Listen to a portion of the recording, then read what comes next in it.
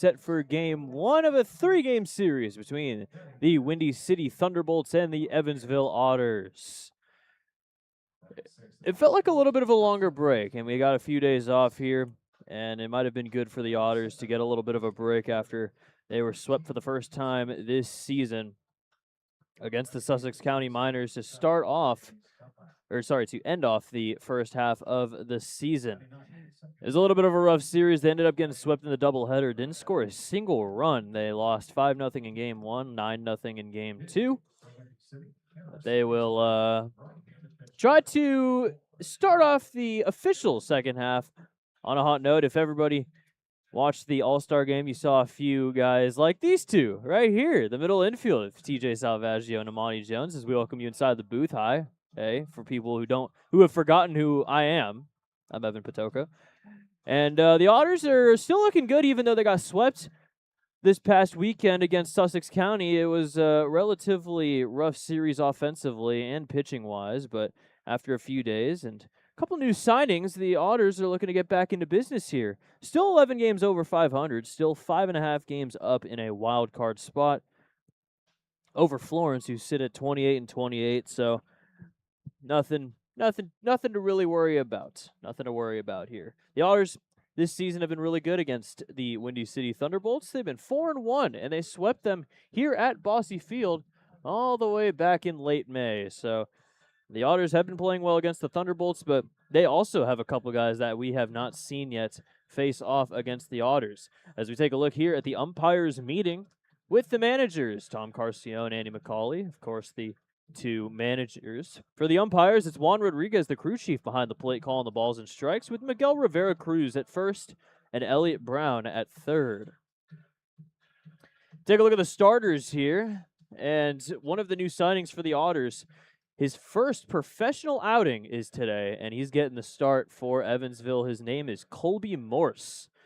He's wearing the number 1, and he is a Indiana State Sycamore. He played his last season with Indiana State this season. He's from Harrisburg, Illinois, and he's had a very good season with Indiana State. 4.23 ERA, 44 2/3 innings. He was a all-first-team Missouri Valley Conference selection.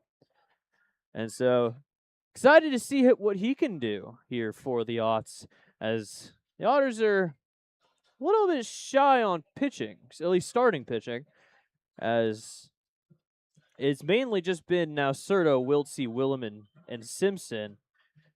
And they're going to need a fifth guy. Can't just have a bullpen day every fifth day. We'll take a look at the lineups here. Michael Sandel is leading off for the Thunderbolts, the All-Star. Liam MacArthur is behind him, the former Joliet Slammer, Jared Beebe, Justin Fogel. The 3-4 guys with Robbie Ayers doing the catching today. Daryl Ruiz is at first, batting 6th. Then Oscar Serratos, the DH. James Dunlap at short, Josue Urdaneta at second base. On the other side, it's John Ponder, who's back in center field. Amani Jones, Dennis Pierce, Logan Brown, the top 4 as usual. Marcos Gonzalez batting 5th at third base, with Sam Linscott in right field batting 6th. JJ Cruz is in left field batting 7th. Mark Black's doing the DHing batting 8th, and TJ Salvaggio in his usual 9 spot at shortstop. The starter on the other side for Windy City is Tyler Bittinger. Bittinger has not played yet against the Otters this season. He has only actually pitched in 4 games. He started his first game out of the bullpen, became a starter. He has a 3.17 ERA in 17 innings, the 23-year-old from Newport, Oregon. Signed back on June the 20th. Now, Oregon native, just like Nolan Thebe, who hopefully we'll get to see today, because then that means it's a little bit of a high leverage situation, and maybe the Otters are going to be in a lead here. On Sunday for Windy City, they ended up losing at home against the Mississippi Mud Monsters. They scored 2 in the first inning, and Mississippi only scored 1, so they had a lead up until the 7th inning, in which the Mud Monsters scored 3 runs in the 7th inning, took a 4-2 lead, and Windy City couldn't do anything offensively after the first inning, so Mississippi ended up winning that one before the break, and they won the series against the Thunderbolts.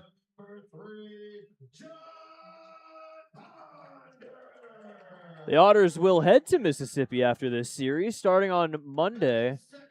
Well, sorry, I guess Monday's the off day. Tuesday, It is a 6-game series at Mississippi. First 6-game series of 2 this season for the Otters as we're going to Down East for the last week of the year. As they introduce the guys, they're wearing the Evil uniforms, the quote-unquote City Connect so far this season. 7-4 in those uniforms. Started off 6-0. It's been a little bit of a lackluster performance in those uniforms as of recent, but a chance here to take game 1 of the series. On the other side, Windy City's wearing a sand jersey. That's kind of the way to describe it. Sandish, beige-ish looking jerseys with the blue lettering and black pants. The Thunderbolts ended up pulling off a pretty big rebrand of all of their logos and whatnot, and that included switching to a more modern theme and adding that sort of tannish sand color.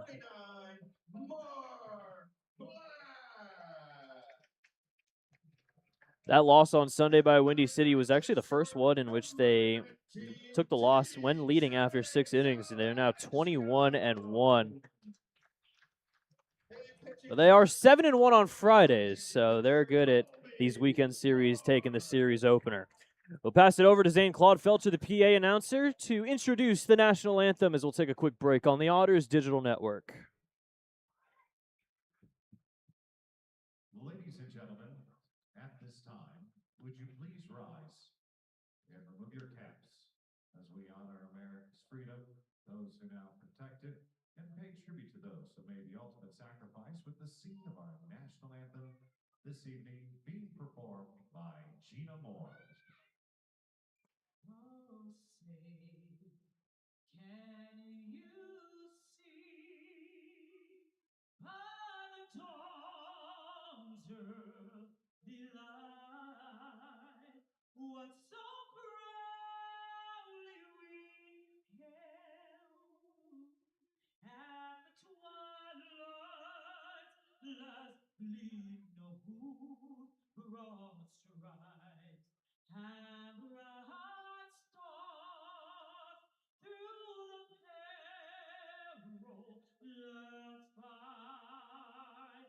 O'er the ramparts we walked were so gallantly streamed, and the rocket's red glare their bomber seen in air gave proof through the night that our flag was still there. Oh, say, does that star-spangled banner yet wave for the land of the free and the home of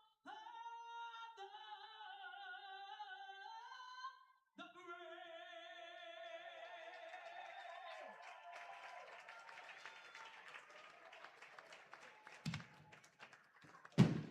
Ladies and gentlemen, Miss Gina Moore, our national anthem. Tonight's game ball is delivered to you by Papa John's. Better ingredients, better pizza, Papa John's. And to say those 2 words that start every Otters game, we got serenity. What do we say? Play ball!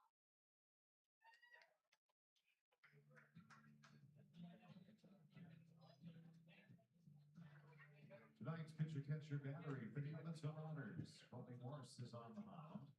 Logan Brown. Ready to go here for game 1 of 3, and we welcome Colby Morse to professional baseball. Colby Morse, first game as a pro. He was with Indiana State this past season. He's 23 years old from Harrisburg, Illinois. Close enough to Evansville, where seems like his family, I think, has made the trip over.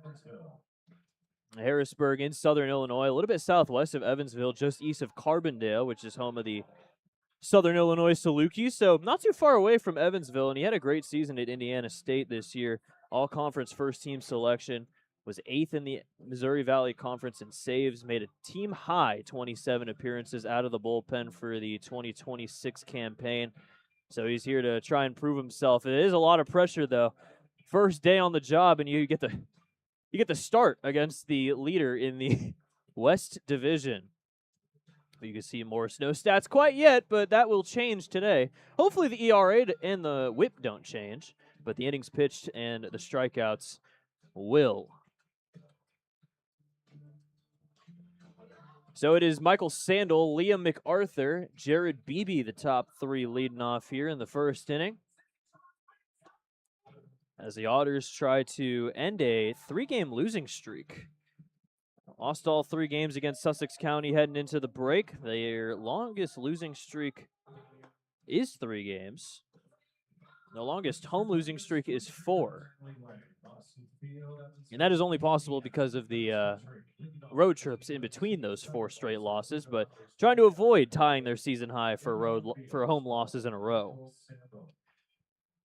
It is a very good lineup, though, for Windy City, and it all starts with Michael Sandel. Frontier League All-Star selection. We saw him in the game. He went 0 for 1. Had a walk, had a strikeout. First pitch for Morse in his pro career is going to hit Sandel on the shoulder.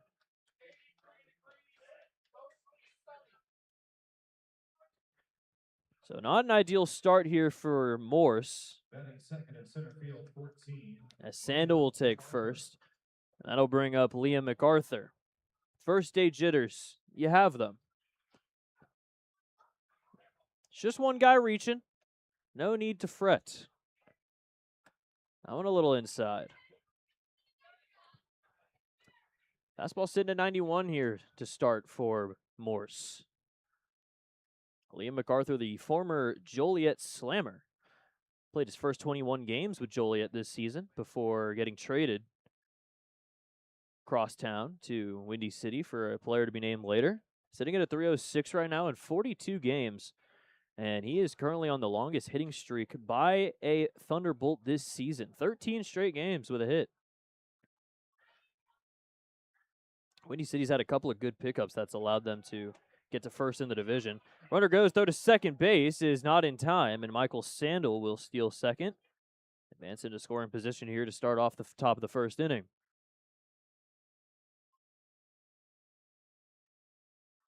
Sandel got a good jump here. Always good base stealer.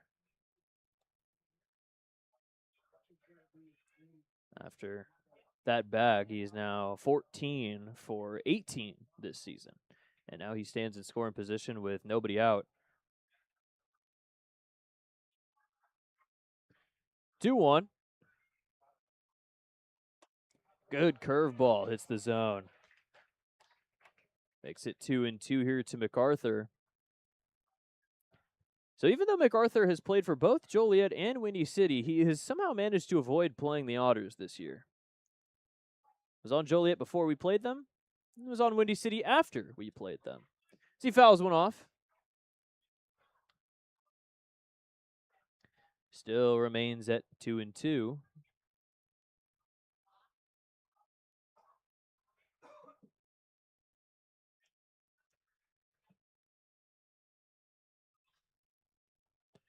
Two-two here from Morse. All high and outside for ball 3.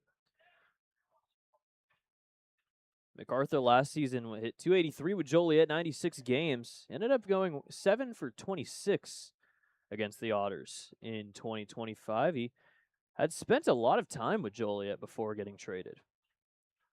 3-2 will miss high, and that's ball 4. So back-to-back free passes to start the top of the first for Morse. 26, Jared Beebe. So 2 on with nobody out for Jared Beebe.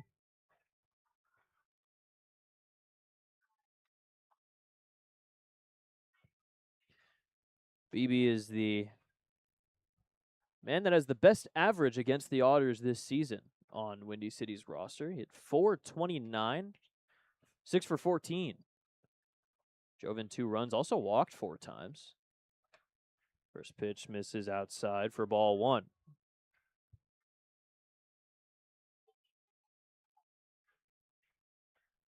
Morse walked 25 compared to 44 strikeouts with Indiana State this season. Has a bit of a jam to get himself out of here in the first, as that one will miss away. Has a good catcher in Logan Brown, good veteran leadership, and he's going to come to the mound here to have a little bit of a mound visit. You give him some words of encouragement, maybe tell him to calm it down a little bit. You know, it's his first start as a pro. Still probably feeling the nerves here in the first inning, but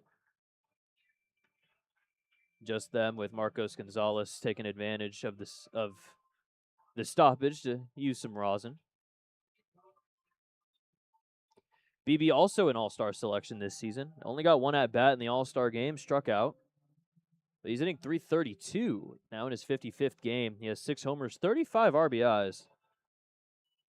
And also has a hit in 17 of his last 19 games. In terms of the out-of-town scoreboard, not too much is going on. Mississippi's beating Florence 3-0. Washington's up on New York. Lake Erie up on Gateway. Everybody's really just starting out here on Friday. First high and inside. It's 3-0. Walk would load the bases here for Fogel, who is another new addition to the Thunderbolts roster. Of course, not as new as some of the other guys that have joined the squad, but still, didn't see him when we played the Thunderbolts last. That's ball 4. And a hit by pitch and back-to-back walks have now loaded the bases with nobody out for Fogel. Batting fourth in left field, 5, Justin Fogel. Fogel, the second of 3 lefties in the lineup. Fogel, MacArthur, and Daryl Ruiz, who we'll see a little bit later. Josue Urdaneta is also technically a lefty, but he's a switch, so he'll just be hitting from the left side here. First pitch from Morse, high and inside.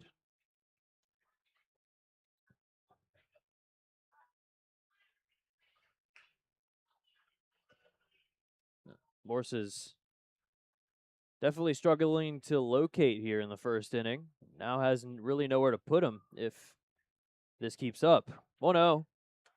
Fouled back to the netting. It's 1-1. Fogel hitting at a .351. He had his first 21 games with the Ottawa Titans.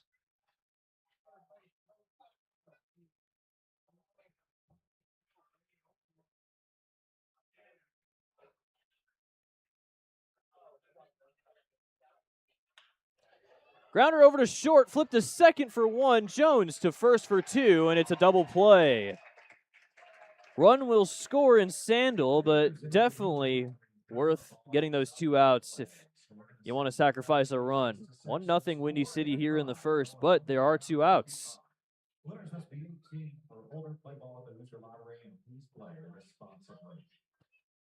Double plays brought to you by the Hoosier Lottery. Play ball with the Hoosier Lottery and please play responsibly. So 2 down here with a run in. First pitch is called a strike to Robbie Ayers.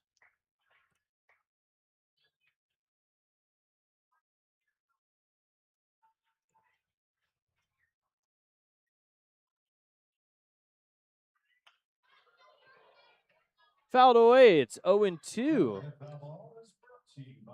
Might be seeing in real time that confidence come back to Morse. First time he's started off a batter 0-2 so far in the first inning. Needed that double play badly. And now the 0-2 pitch from him. There's a base hit into center field. Run will come in from third and MacArthur. And Robbie Ayers hits an RBI single, makes it 2-0 Windy City here in the first. First base, 27, Daryl Ruiz.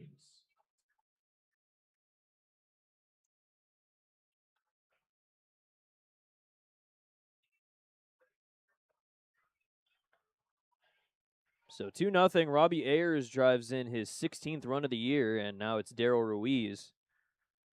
Stand in for his first at-bat, the third of 3 pure lefties in the lineup. First pitch is a little inside check swing, was a no-go, makes it 1-0.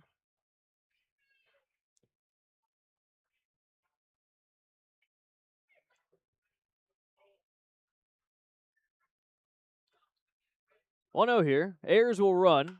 That is a base hit into right field. Ayers going first to third after already getting the head start. And back-to-back singles will put runners at the corners here with 2 outs for Oscar Serratos. Batting in seventh, designated hitter 13, Oscar Serratos.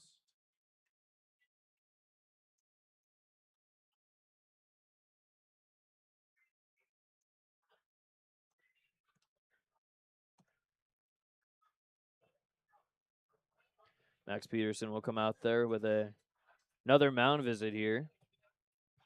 As runners are at the corners, 2 runs are already in on 2 hits. Not the best start here for Morse in his first start of his professional career. Obviously, maybe the nerves are getting to him just a little bit, but this is definitely an offense that can pick him up. Still hitting at a 300 as a team, which is second in the league. They've got 555 hits, which is fifth, 5.555. So this is definitely an offense that can get something going here. Maybe picking up their pitcher, who has been struggling a little bit here in the first inning. First pitch outside to Serratos. Serratos 240 so far in 30 games now. The 1-0 pitch. Foul back off the glove of Logan Brown. Take a look at the defense here for the Otters. J.J. Cruz is in left field. John Ponder in center with Linscott in right. Marcos Gonzalez at third. T.J. Salvaggio at short. Amani Jones at second base. Dennis Pierce at first. And Logan Brown doing the catching for Morse. 1-1 curveball hits the higher half of the zone for strike 2. And that curveball has been good so far in the first inning.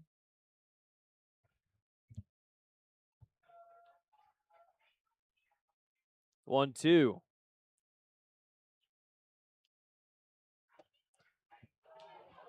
Just misses. That looked like it was in the same spot as the last pitch.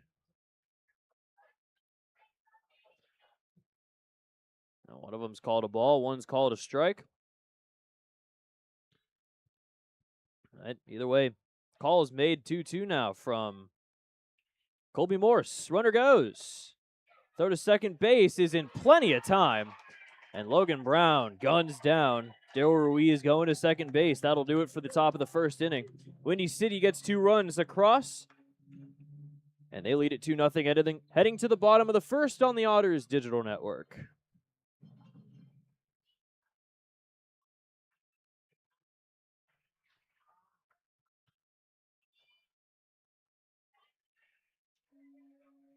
Oh no, Otters fans, it looks like we have a pizza bandit at EBSC's historic Hossy Field tonight.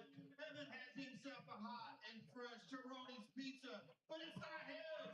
Make some noise if you want it to be yours.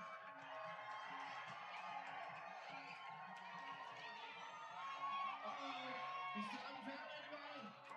Oh yeah, he did. Congrats and enjoy your pizza from our friends at Chironi's.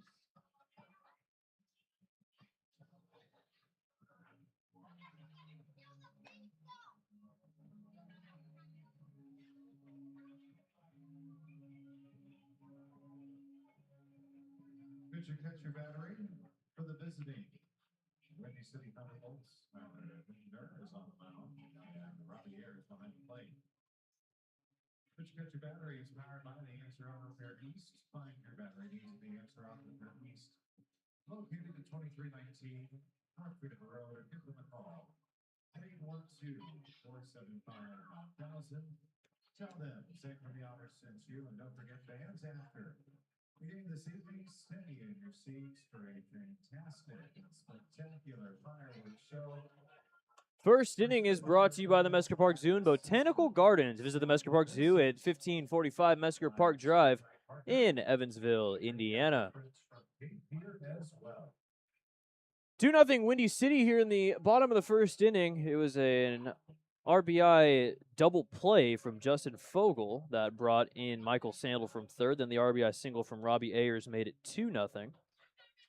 Otters need some work to do on the offensive side of the ball, and it'll start with John Ponder leading off here and playing defense for the first time in a while. He was the designated hitter in the doubleheader back on Sunday after he wasn't fully 100%, missed a few games in the early stages of July, but is back and ready to go. First pitch a little high. Starting pitcher for today on the side of the Bolts is Tyler Bittinger. He's got a 3.17 ERA, 17 innings, his fourth start, fifth overall appearance of the season. A little outside, it's 2-0. Bittinger, 2-0 record so far. Started his season coming out of the bullpen through a scoreless frame against Washington on June 23rd and has been a starter ever since then. Grounder foul down the third base line.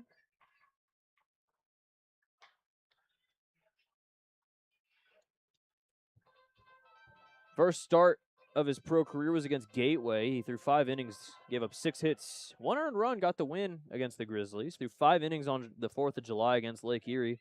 Gave up 7 hits, but only 1 earned run.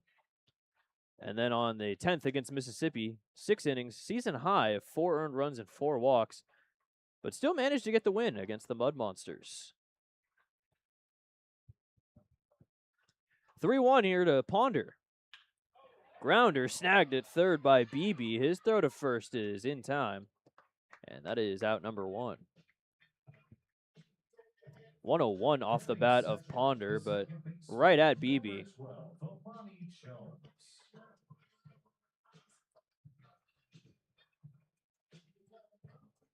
It is Amani Jones. A couple of all-stars at the top of the order. Ponder ended up going 0 for 2 with a strikeout. Amani Jones went 0 for 2 as well. There wasn't too much offense during the All-Star game. It only ended 2-1. The pitching was really at the forefront of the All-Star game in Florence. It was a very fun All-Star game though, and a nice home run derby. Torrin Montgomery of the Quebec Capitals ended up winning the derby. That is lined into right field. That's going to get down for extra bases all the way against the wall. Amani Jones into second base. He has himself a double.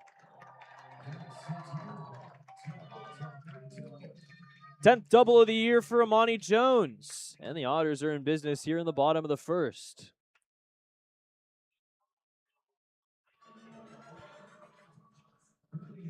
The first baseman, number 10, Dennis Pierce.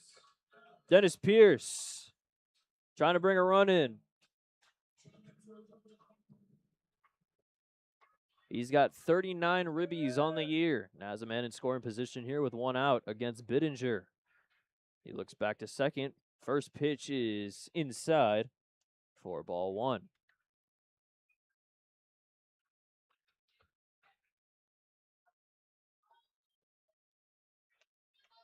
Very first base side of the rubber for Bittinger. Pitching from the right side, fouled back to the netting. Pierce sitting at a 290 in 50 games heading into today's festivities. He ended up going 0 for 3. Only played 1 of the 2 games in the doubleheader back on Sunday. Overall against Windy City, he's hitting 3 for 15 so far. 3 strikeouts. Swing and a miss. 1-2.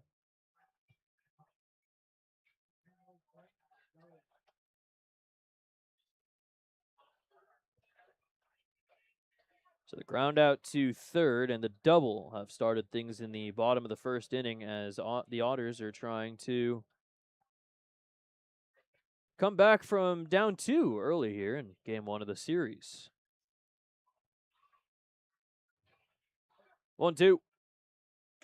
Little outside.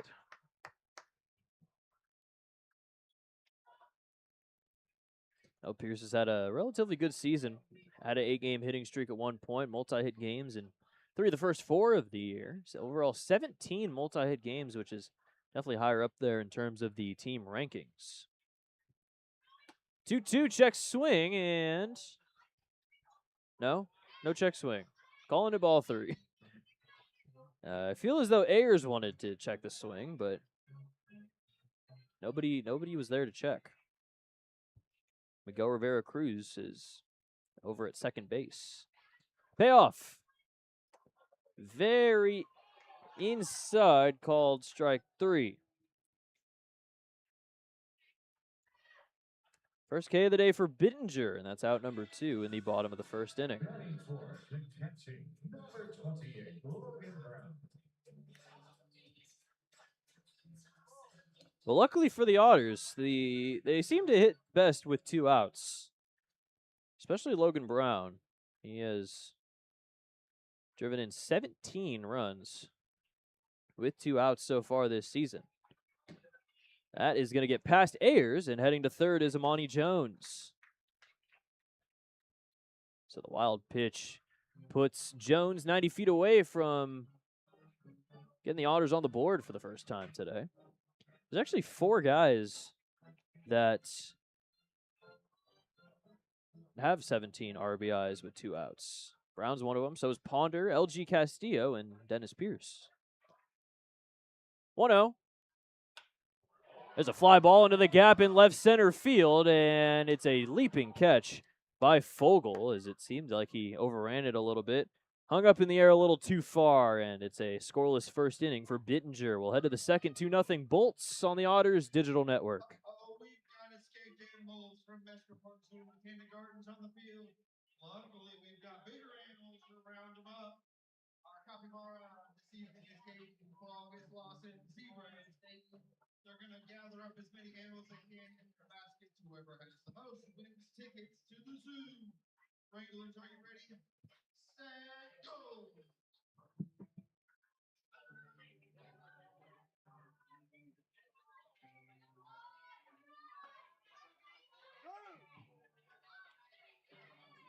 a few more to go. Cheer 'em on, you know what's hot in those costumes. He picks up one, drops 2.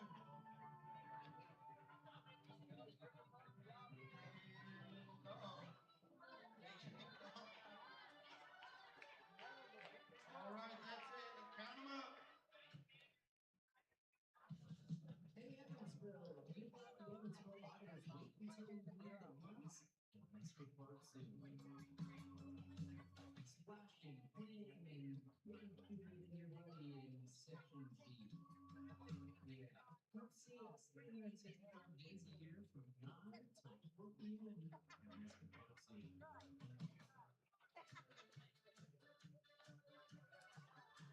It's a tie between the frog and the zebra. Both of them have 8.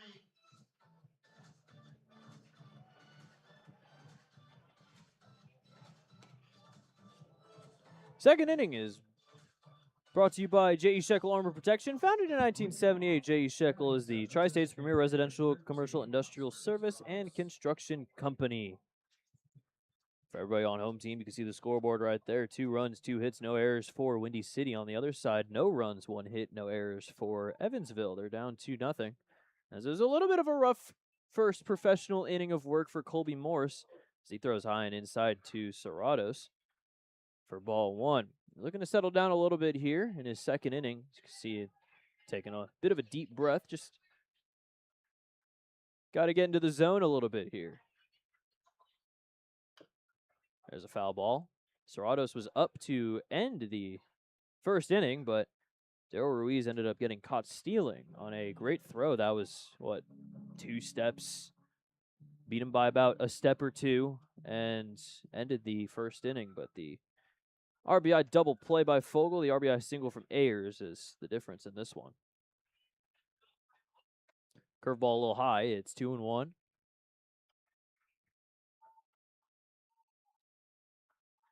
Now, Indiana State this year actually had a very high draft pick. The teammate of Colby Morse, his name is Carter Beck. He was the 26th pick in the draft by the Atlanta Braves. 3-1 here as Serratos tries to reach as the leadoff man for the second straight time.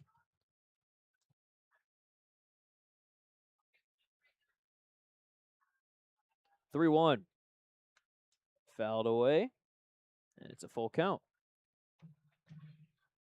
Oh, there was another signing as well. Dre Dirksen is a member of the Evansville Otters now. Dre not starting today, but he'll definitely get his chance at some point this weekend. Payoff pitch. Grounder. Past Morse over to second base. Amani Jones will throw to first in time for out number 1. Good start to the second for Morse. In a corresponding move for the two gentlemen getting signed, Blake Robertson is on the 7-day IL, which is why he's not in the lineup today. First pitch to Dunlap.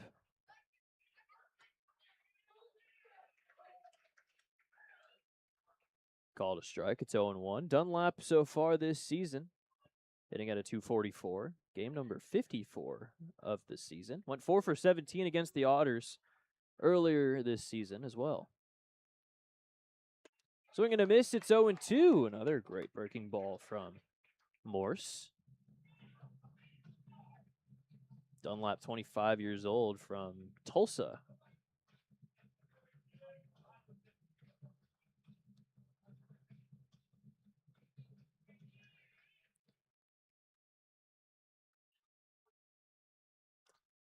Said this when we were in Windy City, but I feel like the Thunderbolts rebrand actually looks really nice.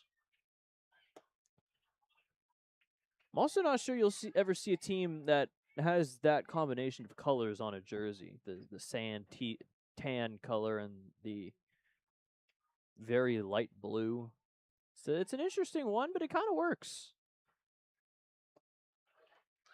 Just fouled away, and Dunlap stays alive here. Morse still looking for his first pro strikeout.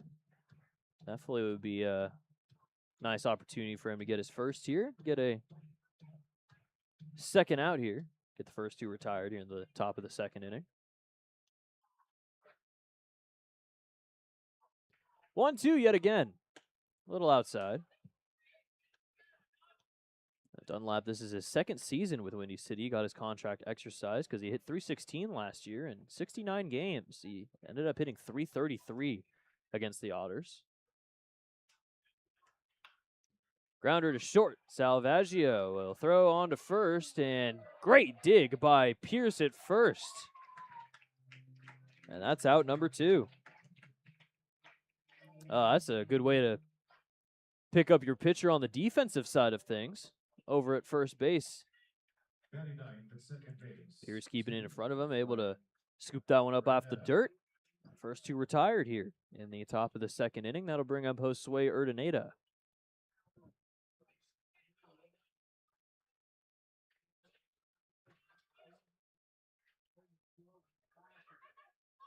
First pitch, another good breaking ball, called a strike. Urdaneta, the only switch hitter in the lineup. Batting in the 9-hole, he's mostly just been a good average hitter. 273, 46 games. Also a very good defender. He's won a couple of gold gloves. Urdaneta also played with Indiana State, so these two guys didn't play at the same time, but are both from the same school. As the last season for Urdaneta was the first season for Morse. Little outside, it's 1-2. Urdaneta spent his entire collegiate career with Indiana State. Meanwhile, Morse was with Lincoln Trail for a couple seasons, then went to Jacksonville State before Indiana State for his last 2 campaigns. Swung on and missed, strike 3, and the first professional strikeout for Colby Morse is in the books, and it ends a 1-2-3, top of the second inning. We'll head to the bottom half, 2-0 Windy City on the Otters Digital Network.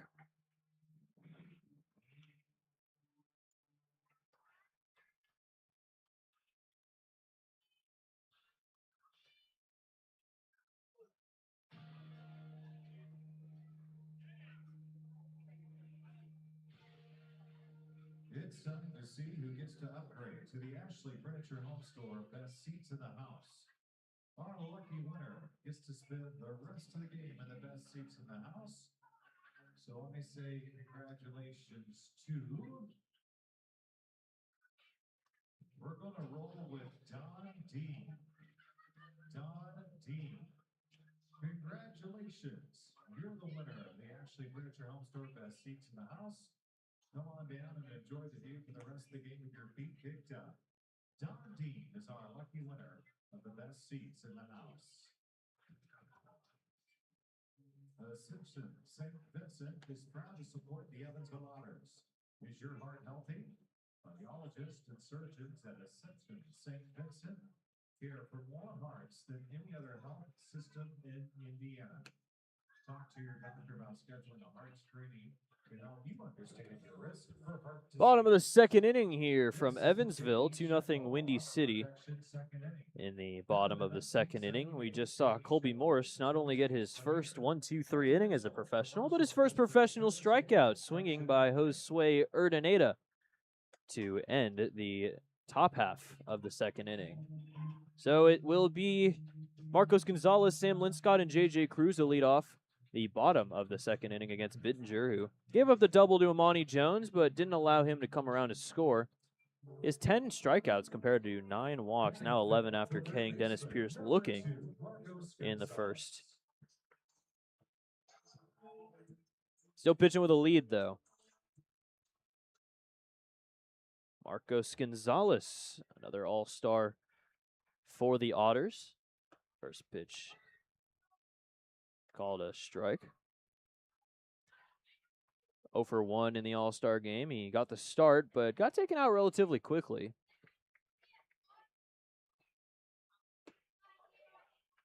Oh, 2 here. Gonzalez leads the team in strikeouts still with 43 of them, but is still hitting .321. This is game number 50 this season for him. 5 for 16 against the Thunderbolts this season. Grounder over to short, and it's bobbled it short by Dunlap. It'll get into center field. Gonzalez is trying for 2. Here comes the throw, and it's not in time.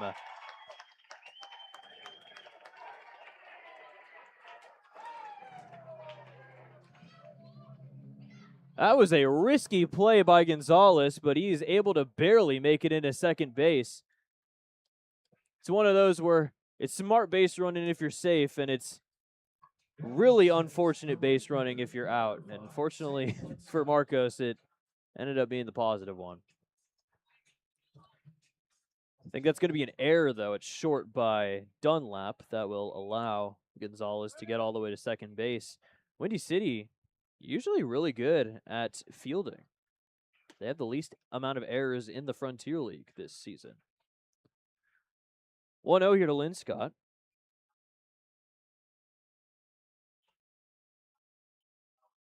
Linscott, when Ponder was out, was leading off for a little bit.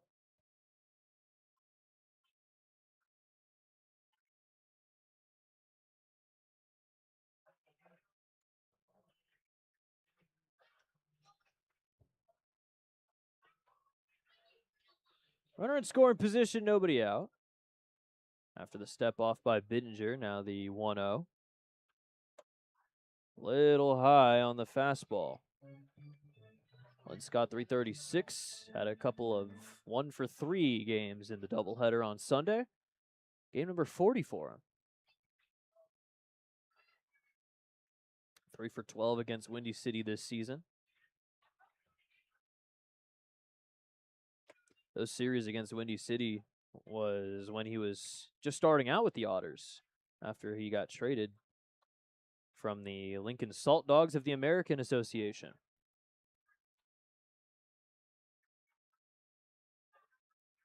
Two 2-1. Fouled away. Kind of pokes it foul off to the right side. Makes it 2-2. Choose the best and never regret it. Linscott playing against his former team last weekend, Sussex County. Played with them in 2024. Also played with New York, who we play at the end of the month. Reaches out and grounds one over to second base. Urdaneta will throw to first in time for out number 1. But that will advance the runner in Gonzalez to third. Batting 7, the left fielder, Number 17, J.J. Cruz.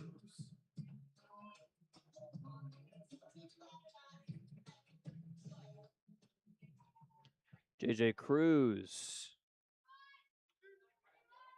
Trying to bring in a run here. First pitch a little inside.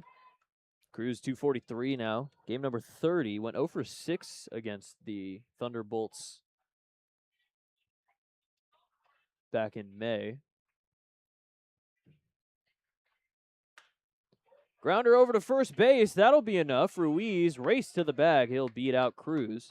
And that's out number 2. But a run comes in from third as the Otters break the deficit in half. It's 2-1.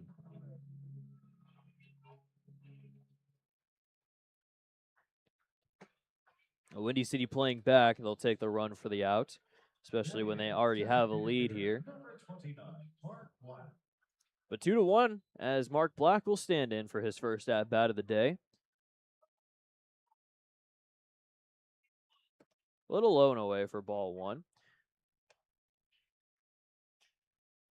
Mark Black hitting 224. It's 22 hits in 31 games. 9 of those 22 hits came in his first 4 games. Low and away, it's 2-0. Ended up going 1 for 9 against Windy City.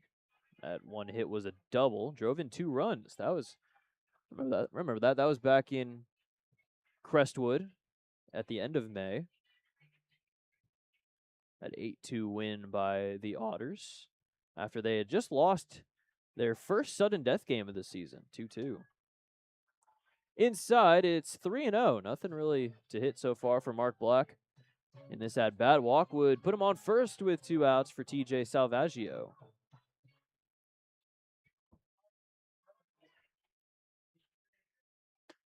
3-0 pitch right down the middle.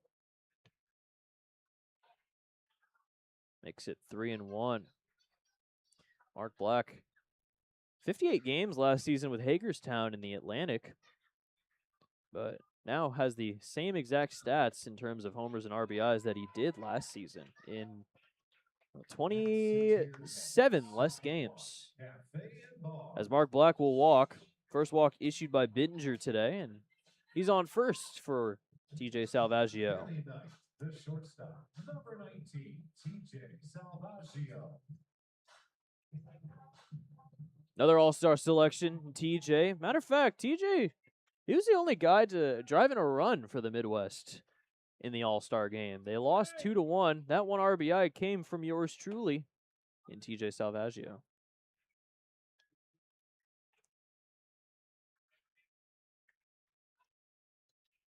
Singled up the middle, ended up bringing in Gateway's Jose Alvarez from third.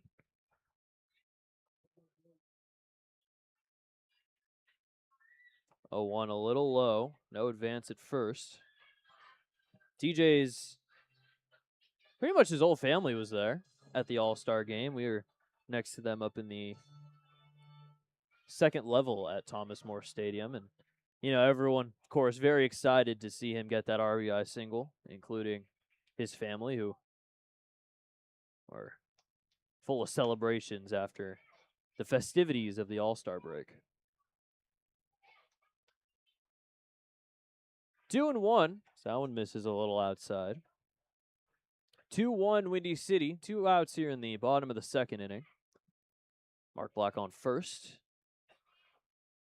The 2-1 here from Bittinger is a grounder over to short. Dunlap, a little bit easier for him. He'll flip to second. And that's out number 3. Otters get a run in, though. RBI ground out from J.J. Cruz has made it 2-1 as we'll head to the third on the Otters Digital Network. It is now time for our Dizzy Bat race. We've got Kinley in the pink, we got Benjamin in the green. They're going to spin around their bat 10 times and then race to the other side and tag the yellow can. The first one to do so is. You guys ready? Set, go!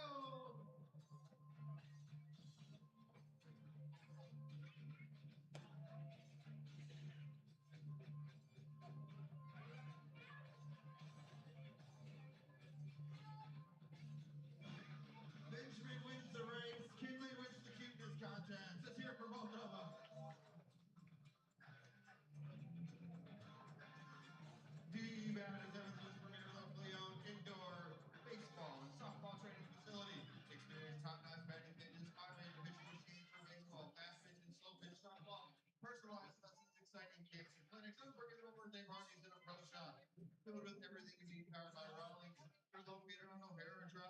airport, visit D-Back 7 days a week for all your baseball and softball needs.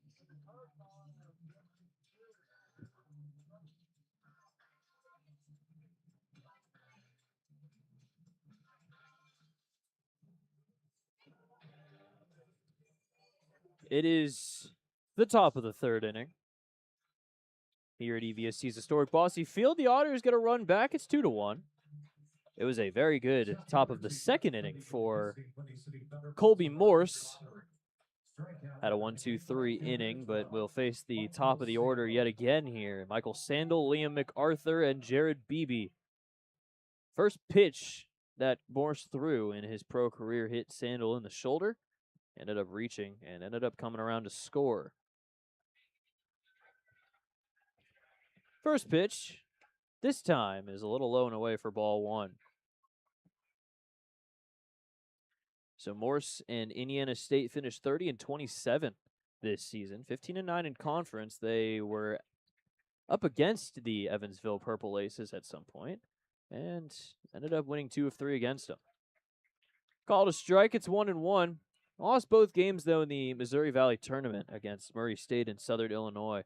Ended up getting eliminated and ending their season abruptly. 1-1, a big swing and a miss, and it's 1-2.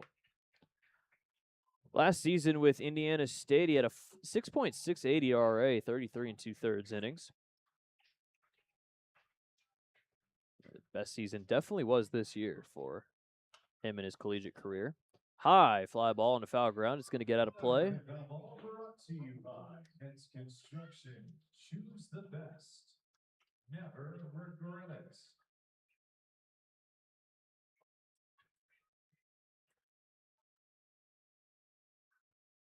1-2.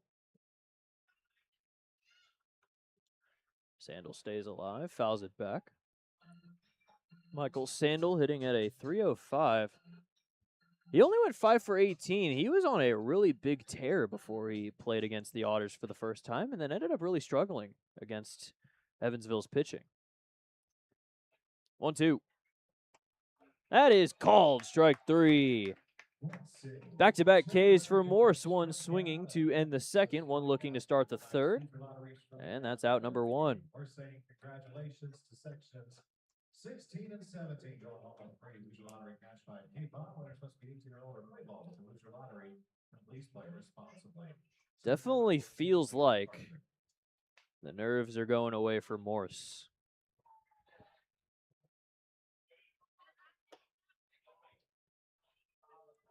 First pitch will miss for ball 1 to MacArthur.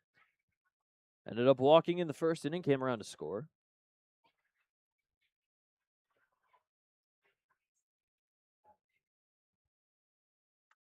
A little outside for ball 2. And MacArthur only standing at 5'8". Doesn't have a home run yet this season. Is hitting for a lot of good average. His last game was a 1 for 3 on Sunday against Mississippi. But that was after back-to-back 3-hit games. Called a strike. It's 2-1. 5th season in the Frontier League, though.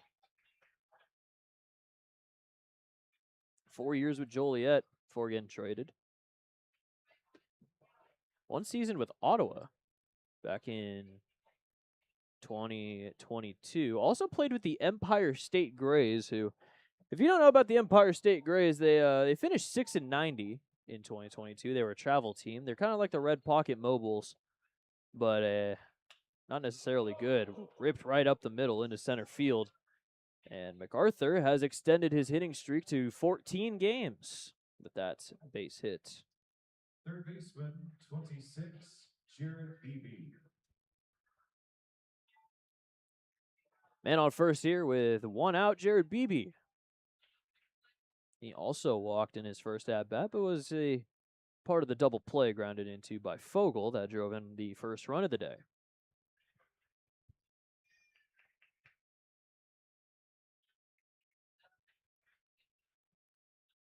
First pitch a little low. 9 for 11 on steals is MacArthur this season.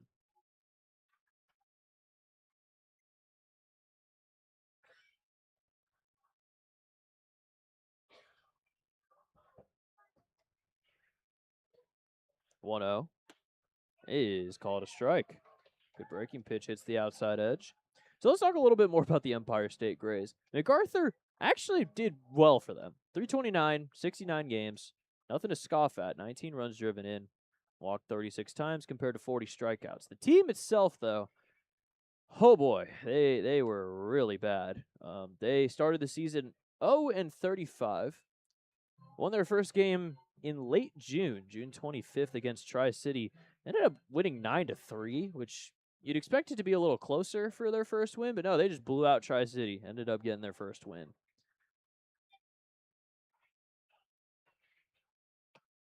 A little low, and it's 3-1.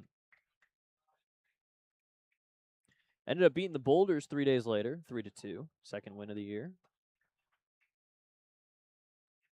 They actually won back-to-back games. Only time they won back-to-back games was against Windy City. They're back to first, not in time.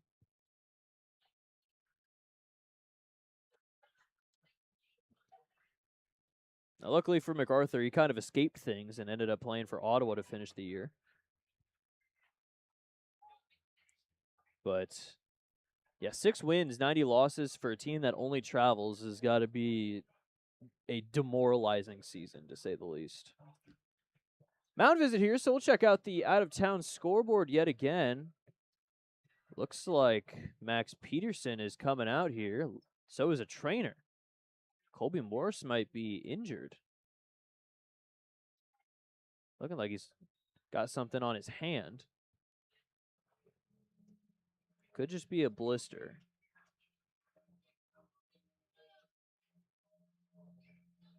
No, not too sure what's going on here. Doesn't look like anything too serious. But the infield will come in here for Evansville. We'll relook at the out-of-town scoreboard. Schaumburg, Joliet tied up at 2 apiece. Same thing with New Jersey and Trois-Rivières. Tri-City and Quebec are playing a doubleheader today. Tri-City's up 1-0 in the bottom of the second inning. Mississippi's beating Florence 3-2 in the bottom of the fifth.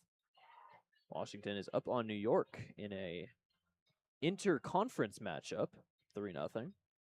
6-0 Lake Erie is shutting out Gateway in the top of the fifth inning. Sussex County is winning against Brockton 1-0. It is 5-4 down east in Ottawa. That's a long drive, is it not? Tri-City ended up shutting out Quebec. Not only shutting out Quebec, they threw a one-hitter against Quebec in game 1 of the doubleheader, by the way.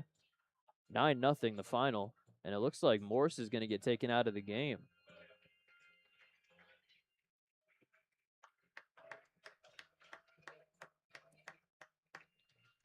So we might have a little bit of a longer delay here as we wait for somebody in the bullpen to warm up. See who comes out first. But I think for now, Morse's day is over a little prematurely.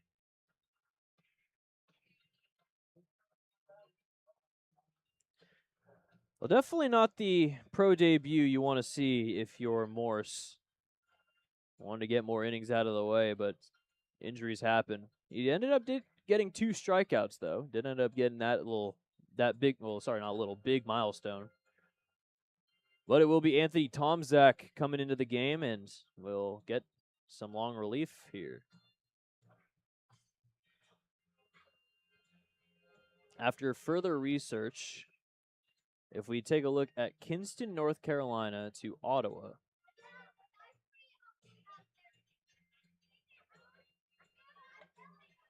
we have time. We might as well look this up. Kinston, North Carolina to Ottawa is a 13-hour drive. Honestly, thought it would be farther. If they went to Quebec,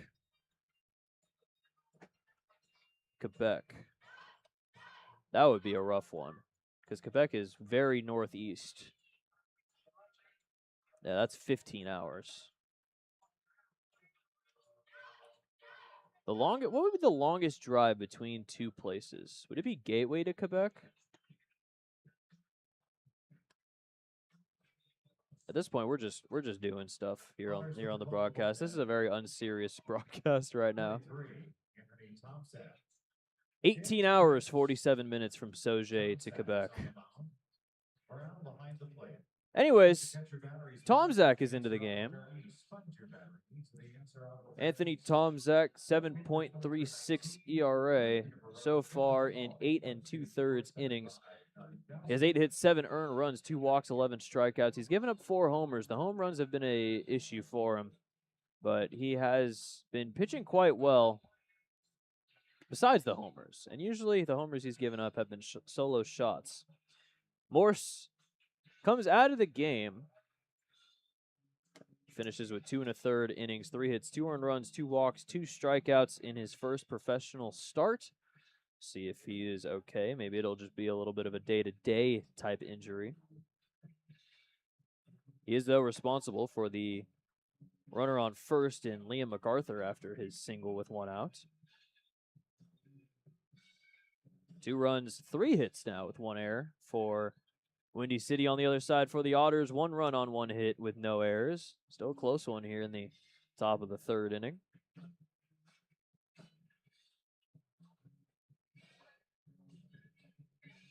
Tomzak in his last outing struck out 3. That was in game 2 of the doubleheader against Sussex County. 1 1/3. Struck out 3, but the second of his 3 strikeouts was actually his 100th professional strikeout. He has been riddled with injury, which is why it is sort of taken a little bit of time for him to get his 100th K, especially boosted by the fact that he missed all of last season with injury.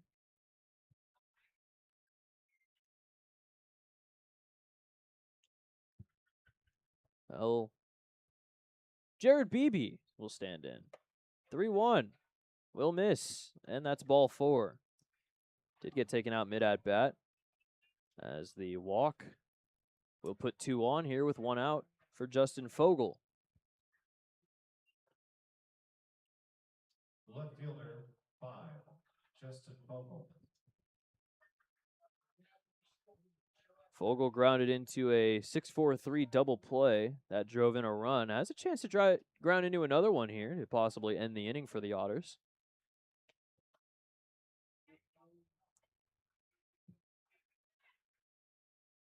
First pitch a little outside for ball 1. Tomzak fastball reaches 94, 95, sometimes 96.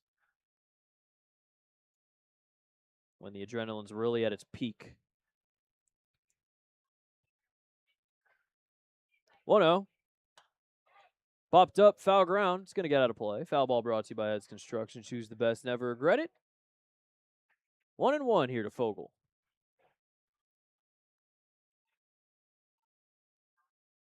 Well, Fogel got traded from Ottawa, and it's not really looking like a great trade from the Titans, considering the fact that he has been hitting the ball very well since coming over to Windy City. 1-1. A little outside.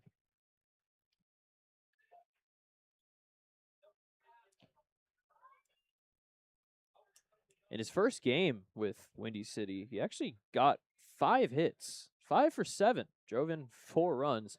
That was back on June 5th against Joliet. That one's fouled away. It's 2-2. Brought to you by Heads Construction. Choose the best. Never regret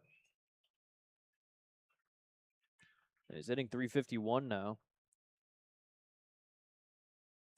His first 21 games were with Ottawa. He has more multi-hit games than strikeouts this season. 2-2. Grounder, liner, right at short, tossed to second, and it's a double play.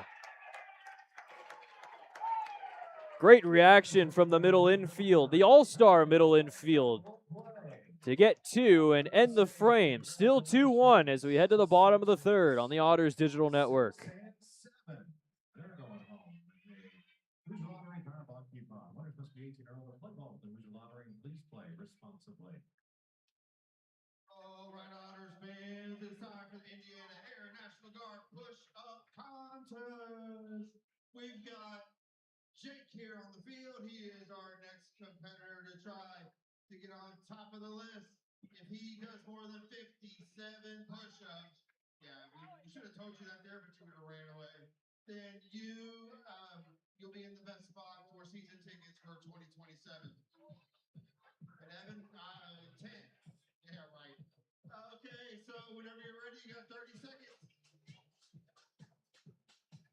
On your mark, get set, go!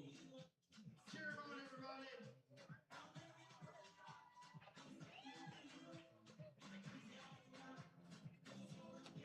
10 seconds now.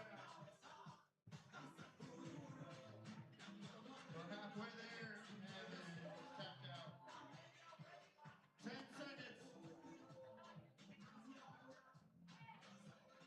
5, 4, 3, 2, 1.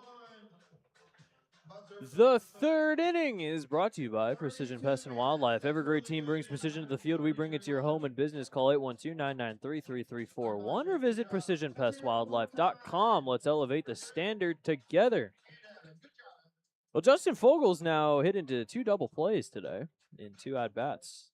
Fortunately for Windy City, one of them did drive in a run. Otters got a run in the bottom of the second inning. Down 2-1, but the top of the order is up yet again. The Edward Jones leadoff batter, otherwise known as John Ponder.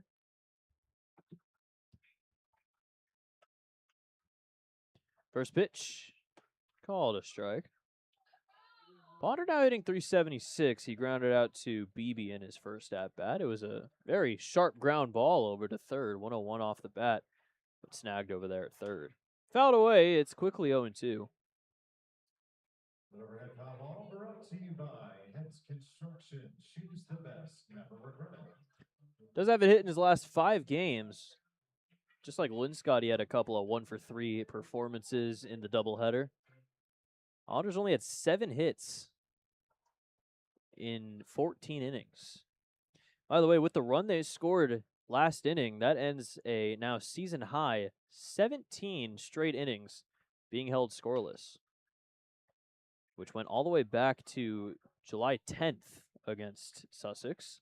Didn't score in the 8th or the 9th, and then they got shut out in both games, making it 16, and it's now up to 17 here after the scoreless first, but it's finally over. The Otters bring a run across. Had a feeling it was coming soon. In the dirt. Good scoop, though, from Ayers. It's 1-2. Ponder hit .538 against Windy City in the first 2 series, 7 for 13. So saying .538, you know, is a little bit more like, ooh, wow, than saying 7 for 13. That is called strike 3, and K number 2 for Bittinger. Both looking will be the first out in the bottom of the third. Second baseman, number 12, Monty Jones. Monty Jones has the only hit of the day for the Otters. He hit a double in the first inning, ended up advancing to third on a wild pitch, but didn't come around to score.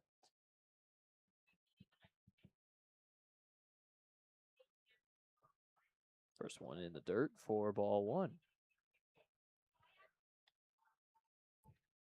Well, Jones in his last 8 games before the All-Star break went 3 for 30. So it's good that he started off the official second half with a nice double. Swing and a miss, and it's 1-1. And it brought his average all the way down to 283. He was in near 310 before this slump started. Obviously, still very good hitter. All-Star selection for a reason. Just a little bit of a slump for him.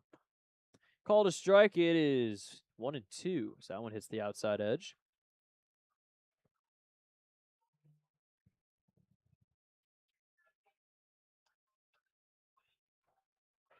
One-two pitch. Fouls one off. Running after it is Ayers, but it'll hit the roof as Monty Jones stays alive. 5 for 19 against Windy City this season. 2 RBIs, 3 walks, 2 strikeouts. 1-2. Ripped over to first, and it gets off the leg of Ruiz into right field. 104 off the bat, and they might call that one a base hit. just eats up Ruiz at first base. Sit a little too hard. First baseman, number 10, to the See what the verdict is here.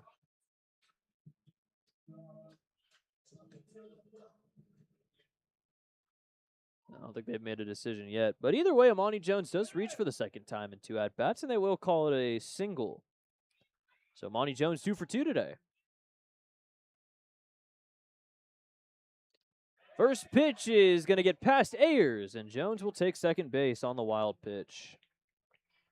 That's also the second time that Jones has advanced 90 feet on a wild pitch. A little bit of deja vu. Dennis Pierce struck out looking, was the first of 2 strikeouts for Bittinger so far today. Another chance, though, to drive in a run and tie the game here in the third.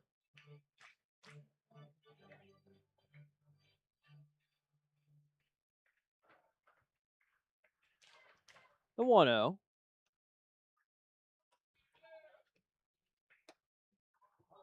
And it's the zone. Outside, called a strike. I don't think the Otters dugout is too happy about that one. See, the thing is here at Bosse Field, the dugout is so close to home plate. Umpires are definitely hearing every single word that the coaches are saying.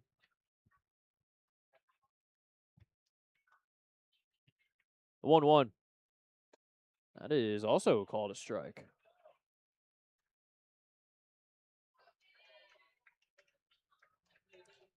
So Pierce has gotten a couple of very close calls. Not really going his way here. And on second, 1 out.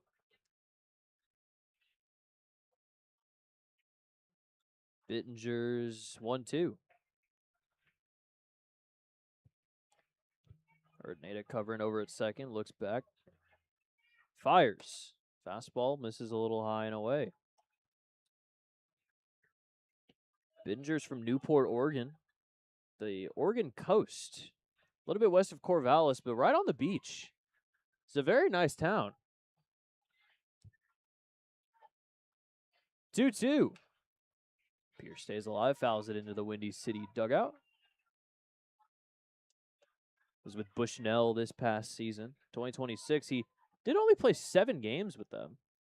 Not too much of a... Not too much playing time in 2026. But has been in the collegiate ranks for a pretty long time. Another one, rip foul. That one is going to get off the netting, possibly. Not too much netting over there in right field. It's kind of where it ends here. But overall, a 4.96 ERA, 16 1/3 innings with Bushnell this season. Another 2-2. That one's in the dirt. No advance, though, at second from Jones as it was blocked by Ayers, and it's 3-2. Walk would put 2 on with 1 out for Logan Brown.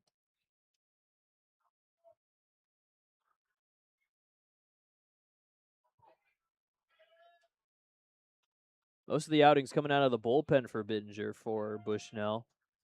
But ended up getting more and more playing time in his outings. 3 1/3 and 4 2/3 in his last 2 outings each. Good at bat from Pierce as he takes ball 4. And that'll put 2 on.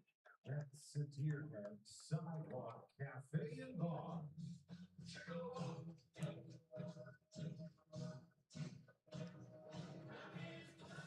So Pierce, even with the close calls, is still able to advance, reach base for the first time. And Logan Brown now has 2 on with 1 out.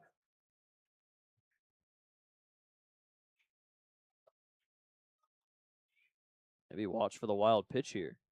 First pitch is a fastball, a little outside.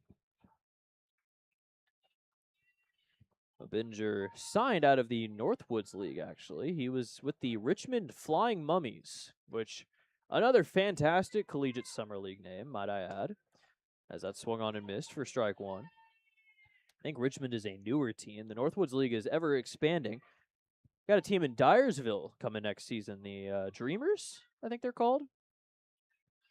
That'd be cool. They're going to play at the Field of Dreams Stadium. Don't know how they got that deal into place. That's a crazy one. Fouled away, it's 1-2. That Bushnell team finished at 500, 27-27, 17-20 in conference play. Mostly their kryptonite was road games. They did win 2 games in the Cascade Collegiate Conference Tournament. They beat Oregon Tech twice, but then ended up losing against Lewis Clark State in British Columbia. Got eliminated. What a snag over, and Amani Jones is going to get thrown out at third. That throw went behind Logan Brown, and Ayers was still able to pick it up. Jones thought surely that was going to get past him. He was already halfway to the base. He might as well have just taken it all the way, but he gets thrown out. Almost avoided the tag over at third.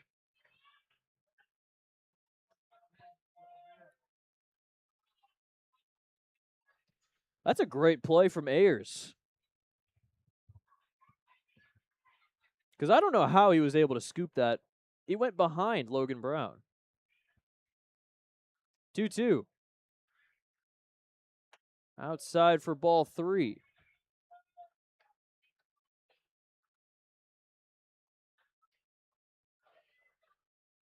So Jones is out. Pierce is at first now with 2 down. Can get a head start here, 3-2. As Bittinger kicks and fires. There's a fly ball into deep right field. Going back is Sandel. That's going to get over his head and off the wall. Pierce is going to get the stop sign at third. As a long single for Logan Brown puts runners at the corners.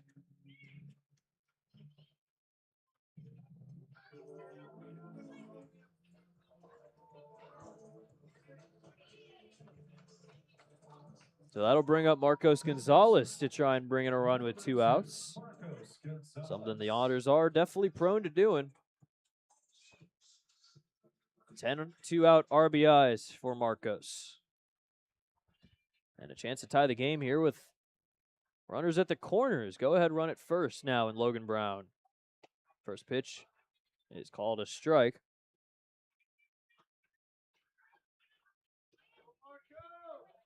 Gonzalez ended up reaching on an error at short by Dunlap, taking the extra base, and it proved to be crucial to get that first run in. Swing and a miss, quickly 0-2 here against Gonzalez.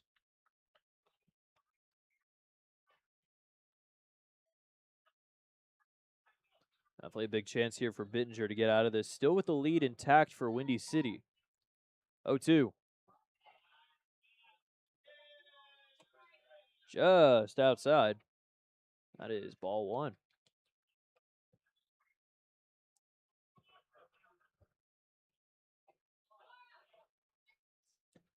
Chance for Marcos to tie the game up. Both teams at 3 hits. Swing and a miss for strike 3, and Gonzalez strikes out. Third K of the day for Bittinger as he is able to get out of that scoreless, even though 3 Otters ended up reaching. Definitely helped out by his backstop, who made a fantastic play to throw out Amani Jones at third. We will head to the 4th. 2-1 Windy City on the Otters Digital Network. Deliver this up with all the B, the L, the T, the bread, everything inside. First one to do so is your winner. You ready, Elise? You ready, Rocky? All right, let's go.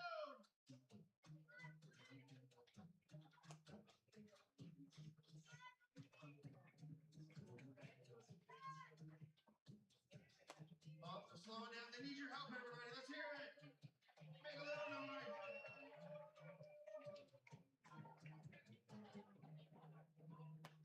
Oh, Elise is building.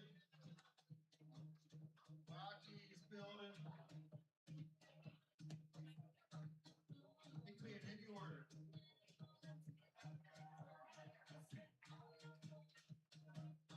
Gotta deliver the sub. Oh, there we go. Good job, Rocky. The only way to top us up is with real red wine vinegar made from rich grapes and no food coloring. And the only way to get it is at Jersey Mike's because authentic ingredients make us up above. Jersey Mike's located at 939 North Park Road in Evansville. Top of the 4th inning, Tom Zach back out there as The Otters had a very good opportunity to tie the game up, weren't able to capitalize. Still a lot of game left, though. It will be Ayers, Ruiz, and Serratos to lead off the top of the fourth for Windy City. Tomczak ended up coming into the game walking BB, and for throwing only one pitch, it was a 3-1 count before Morse got taken out due to injury. He is, or at least was, on the top step of the dugout when the Otters were on the offensive side last half inning, so he should be fine. Grounder back to Tomczak on the first pitch. He'll flip to first in time for out number 1. Ayers down on one pitch to start the fourth.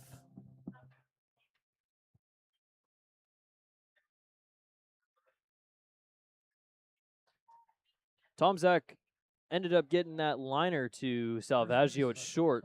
Flip to Jones for the double play to get out of things in the top of the third. Daryl Ruiz got a base hit in his first at-bat, but ended up getting caught stealing to end the first. First pitch, 96. See a 96er from Tomczak, but it will miss the zone. Looked to be perfectly painted on TrackMan. But that one's called a strike, and it's 1-1. Tomczak was starting out, 93, 94. Now he's really up in the ante here in his second inning. A little low. Ruiz, 25-year-old from Corona, California, in Orange County, a little bit east of Anaheim, west of Riverside. A big group of cities in the LA, Orange County area. Just a lot of stuff going on over there. Fly ball into shallow left field. Cruz, Salvaggio, Gonzalez. One of them will make the catch. It's Salvaggio.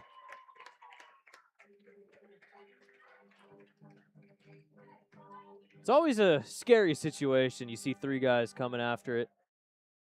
But TJ ends up making the catch for out number 2. Designated hitter, 13, Oscar Serratos.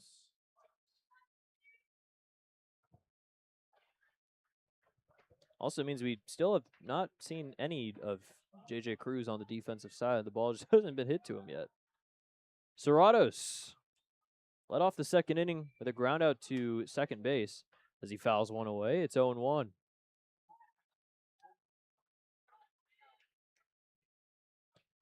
Serrato has done the most position player pitching on the team. There's always that one guy that gets brought in, except if you're the Otters. If you're the Otters, we have not had a position player pitch all season.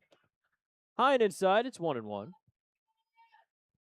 He's got a 7.88 ERA in 8 innings. 4 appearances on the mound. 1-1. Fastball called a strike, and it's 1-2. Right down the middle at 94. 1 strike away from a 1-2-3, top of the fourth.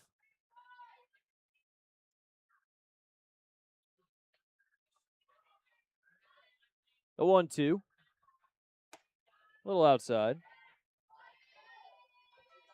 Serratos in his second season with Windy City. Last season, 206 in 80 games. He went 6 for 22 against the Otters. This season, 1 for 15. That one hit was an RBI double. He's also struck out 4 times. Foul tip gets off of the home plate umpire. Juan Rodriguez seems to be okay, though, trying to walk it off a little bit.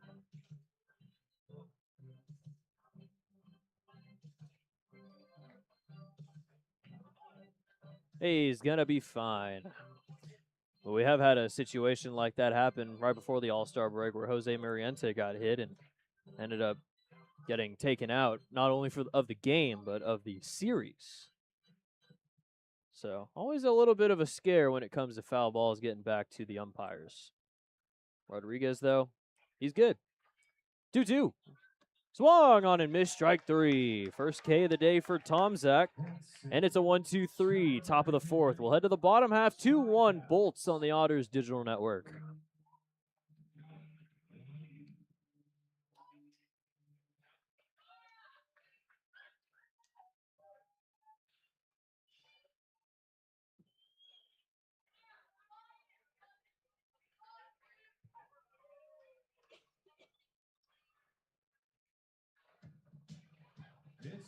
to show us your best smiles for the HRI Dental Smile Cam. Over 300,000 members trust HRI Dental because it's based right here in the Hoosier state of Indiana. HRI Dental has been ensuring smiles for more than 37 years.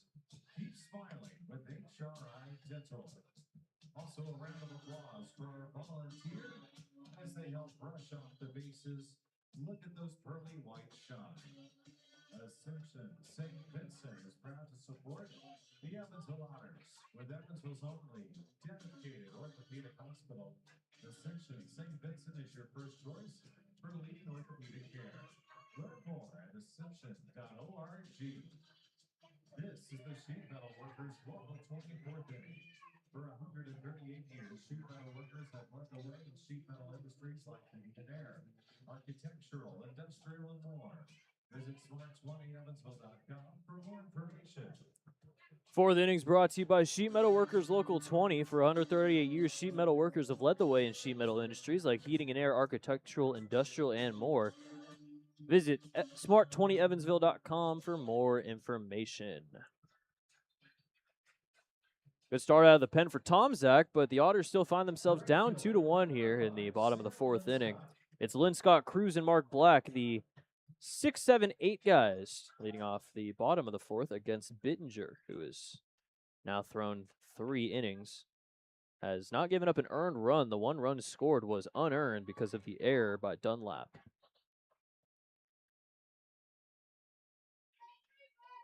First pitch is called a strike, and it's 0-1.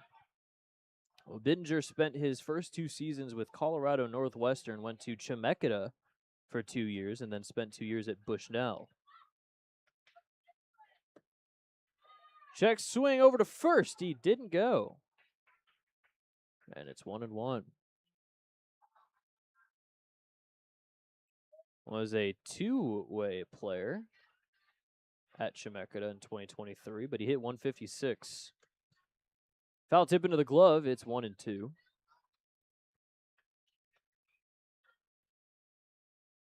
Spent a couple seasons as well in the West Coast League. Springfield Drifters back in 2024, and then ended up winning the West Coast League Championship last year with the Bellingham Bells. Fouled away. Remains at 1-2.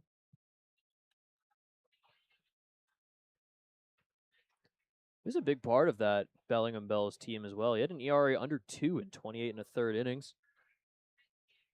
Out of the bullpen for the Bells. That is called strike 3. And Lynn Scott goes down looking. Strikeout number 4 for Bittinger, and back-to-back now 1 to end the third, 1 to start the fourth. 3 of his 4 strikeouts have been looking so far today. Out number 1 in the fourth.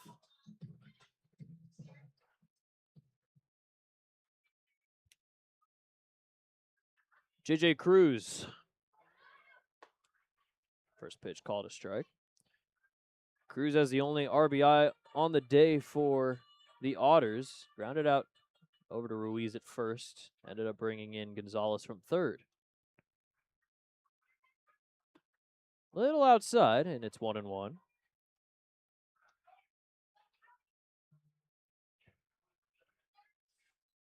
Bittinger had a solid 2025, 4.3 ERA, 23 innings.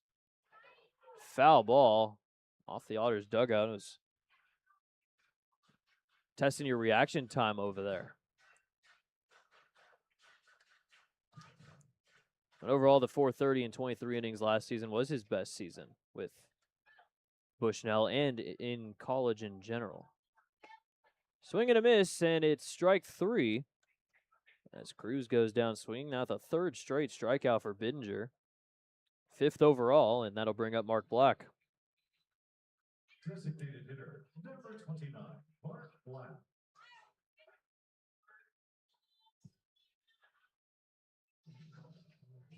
Well, now Bittinger has tied his season high in strikeouts with his last outing back on the 10th against Mississippi. Fouled back, it's 0-1.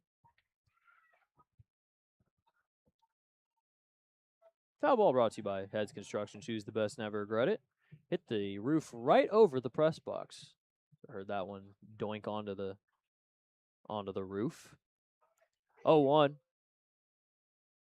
Swing and a miss. It's 0-2.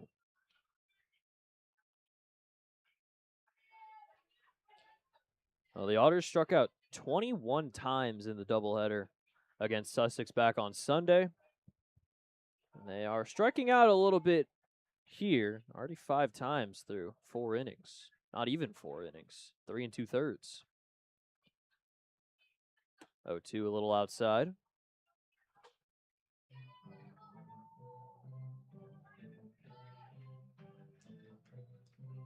Well, his last time fully batting, mentioned before, Chemeketa, 156 in 38 games, 19 for 122, which honestly makes it sound a lot worse than it is.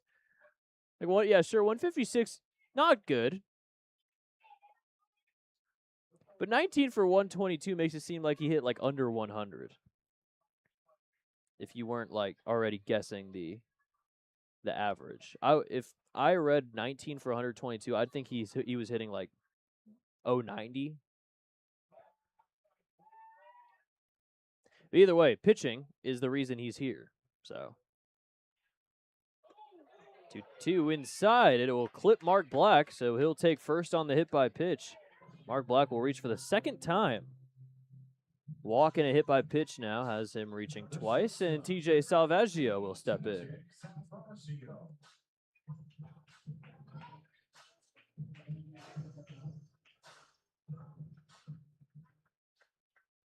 So 3 free passes given up by Biddinger, 2 walks and a hit by pitch. Mark Black on first here with 2 outs. Big swing and a miss for TJ, and it's 0-1.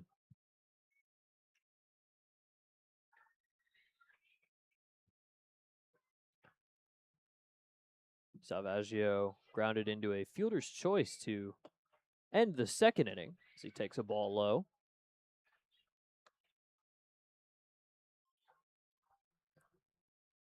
Looking like we're getting some movement in the bullpen for Windy City. No one throwing just yet, just a couple of walkers.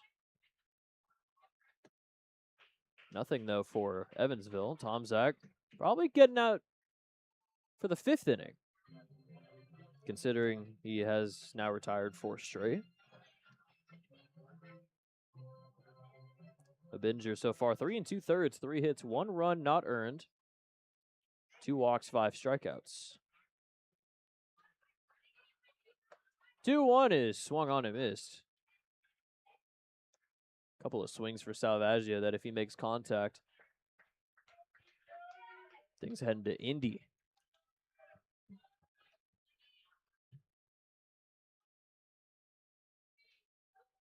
Otters avoid the 1-2-3 with Mark Black getting hit by the pitch. 2-2. Runner goes. A little bit low. Throw on to second base is not in time as Mark Black steals a base. His second stolen base of the season. He's 2 for 2.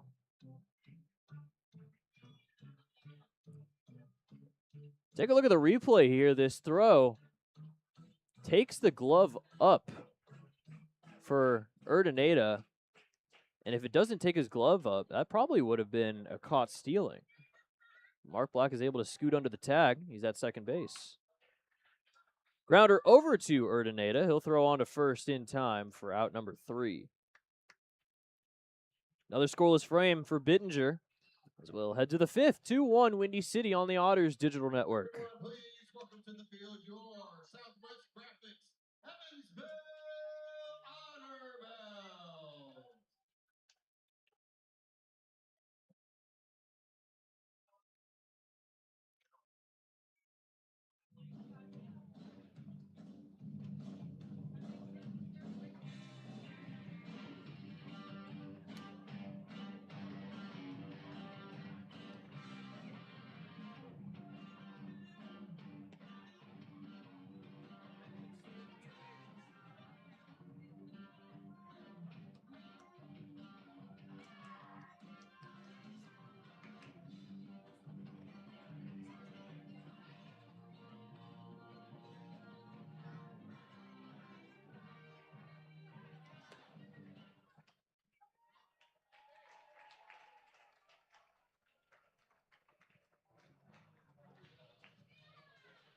Skip the line or bank from the comfort of your own home with self-service options at Heritage.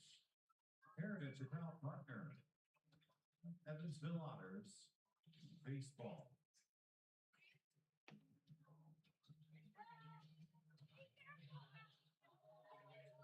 Top of the 5th inning. Low scoring one here in game 1 of 3 between the Thunderbolts and the Otters. As we are fresh off the All-Star break, it was a good rest for everybody, except if you were an All-Star, then you got some good little recognition out in Florence. But everybody else got to have some good times off. The most time off that they'll have until the end of the season. Tom Zach still out there, as mentioned previously. He'll face off against Dunlap Urdaneta, and then the top of the lineup for the 3rd time in Michael Sandel. First pitch, roller over to second base, ranging is Jones. His throw to first is in time. And for the 2nd straight inning, Tom Zach has only needed 1 pitch to get the first out. 1 down in the top of the 5th inning.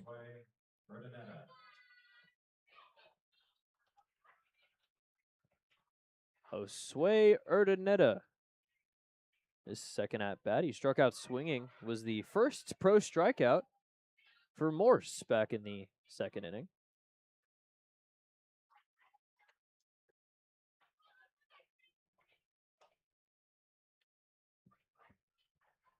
Well, we didn't see too much of Morse, but overall, first inning jitters aside, he did look really solid. We see him for a little bit more of a longer time, possibly, to see what he's really about. You can't base somebody's whole game off of just one appearance, of course.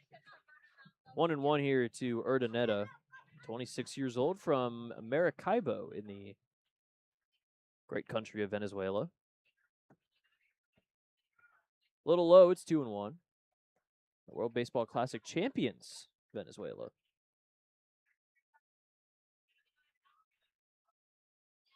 Spent last season with Tri-City, hit .262 in 60 games. Ended up actually getting traded to Windy City over the offseason on Christmas Eve for a first-round pick in the 2026 Frontier League draft this year.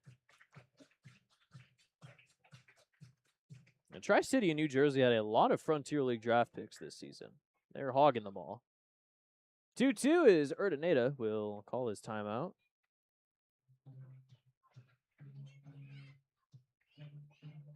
Maracaibo is the center of Venezuela's oil industry.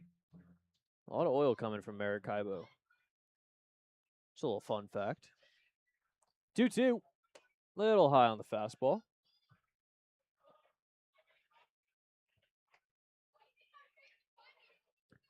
Urdaneta has 1 home run this season. That homer came on June 19th against Joliet.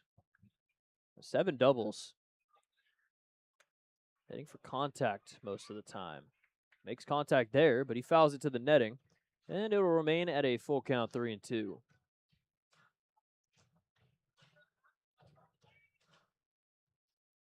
Last season at Indiana State, he only hit .250, but made an all-defensive team. Mentioned he plays some great defense in the infield. 3-2 fastball is a little outside, and that's ball 4. Good at-bat for Urdaneta, as that is the 2nd walk issued by Tom Zach and the 4th overall by Otters pitching. Back to the top of the order.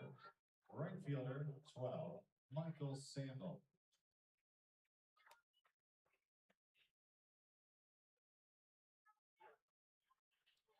Back to the top of the order, Michael Sandel with a runner on first and 1 out.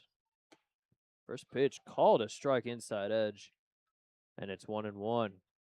Urdaneta 16 for 17 in terms of stolen bases. Along with the defense, he has some good speed. Always a threat to take second base. The 0-1. Runner goes. There it is. Throw to second base is not in time, as it's bobbled at second by Jones. And Jones might have jammed his hand. That throw went right into the running path of Urdaneta. He's kind of shaken up a little bit. Trainer won't come out there, though. He seems to be all right. Urdaneta, his 17th stolen base, and he's into scoring position as the breaking ball hits the zone for strike 2. Sandalo for 1, got hit by a pitch, ended up scoring in the first. Struck out looking in the third.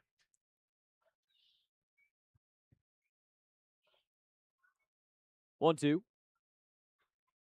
Swung on and missed, strike 3. Sandal goes down swinging, striking out for the second time, and the second strikeout for Tomczak today. Big out number 2 here in the top of the 5th. Center fielder, 14, Liam MacArthur. So 2 outs now with a runner on second. Liam MacArthur extended his hitting streak to 14 games in his last at-bat, ended up singling in the third. Walked in the first, came around to score that second run of 2 for Windy City. First pitch is called a strike. 2-1 Windy City here in the top of the 5th inning. Both teams with 3 hits.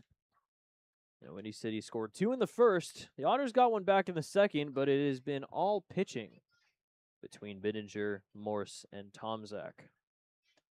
Fastball outside.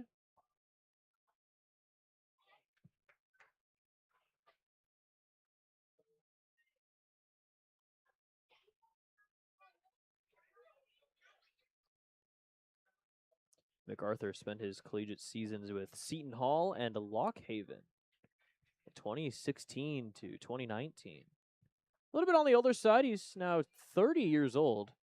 Turned 30 on July 4th of this year.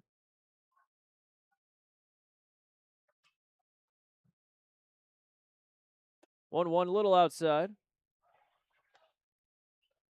He has been playing in the Frontier League for his entire professional career. Ended up playing with Lock Haven his last season. He hit .408, 45 games. 2-1, and a great breaking ball gets MacArthur to swing and miss. 2-2. Lock Haven is east of State College, just kind of right in the dead center middle of Pennsylvania.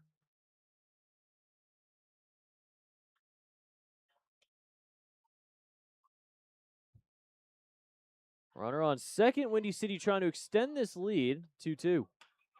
There's a ground ball over to short. Salvaggio. Long throw to first, and it's going to get past Pierce. The run will come in. Heading to second base is MacArthur, and the error will bring in a third run. It's 3-1 Bolts here in the 5th inning. Third baseman, 26, Jared Beebe. Might have been a close play, and see Pierce tries to extend. Might have been better for Pierce to just kind of get in front of that and let him be safe at first. Hindsight, of course, 2020, but the run does end up coming in after the error, and it's 3-1. MacArthur now finding his way to second base as he's now reached for the third time in 3 at-bats. Slow roller. It will head foul. There's a little bit of a swinging bunt down the third base line, but the grass line pushed it into foul ground.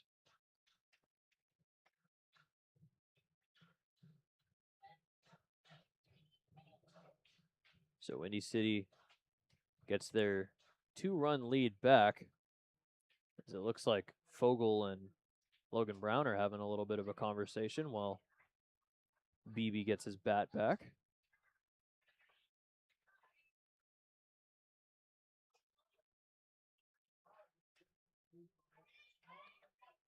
Always got to wonder what they're talking about when they have those little conversations.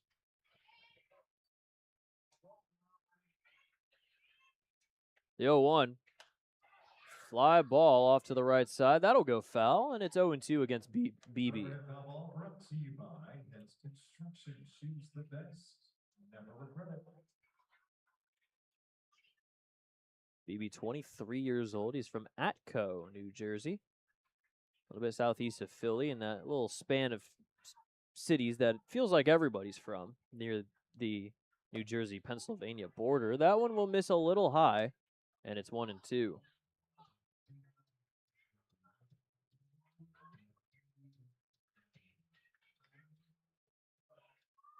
A lot of players coming from the East Pennsylvania, Southwest New Jersey area.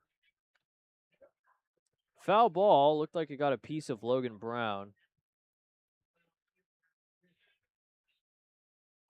Seems to be all right.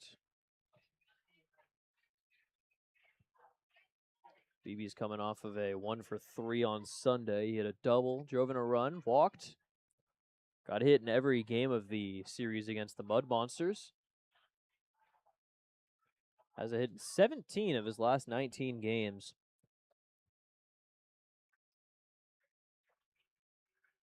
Includes 4 straight multi-hit games to start July.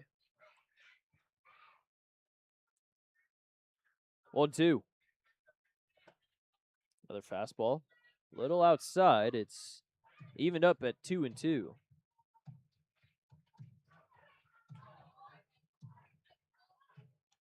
BB a couple 4-hit days, both of them coming in June.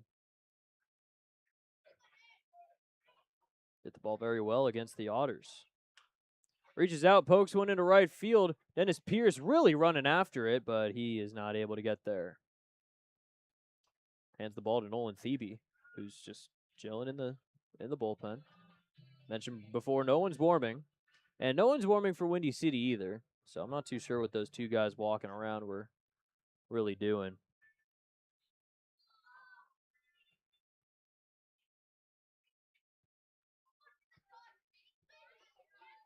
Long at bat here for BB. Another 2-2 from Tomzak. And another foul. It's a very interesting sky color right now. Can't see the sunset, but with the clouds, it kind of makes it look like how the wildfires have been sort of in Pennsylvania. It's orange and cloudy. Swung on and missed, strike 3. BB goes down swinging. Third K for Tomzak as he gets out of the top of the 5th inning. A run does come in, though, on the air, and it's 3-1 Windy City. Halfway home here on the Otters Digital Network. Otters fans, it's time for a little Friday night hula hooping. We've got Violet in the green, we got Stella in the pink.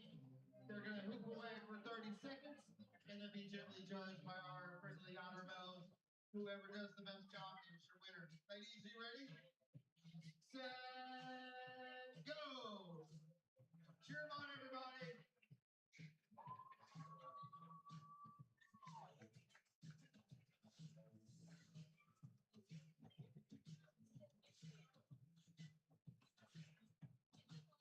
We're halfway there, 15 seconds to go. 10 seconds. 5, 4, 3, 2, 1. Time is up. Who's the winner? Stella, you win. All right.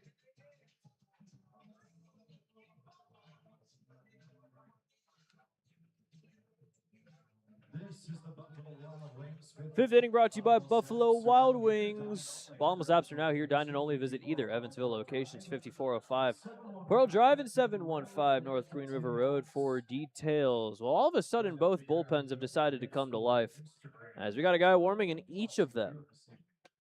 It is Carson Plumador in the bullpen for Windy City. For the Otters, it is the aforementioned Nolan Thebe, as well as David Eckes.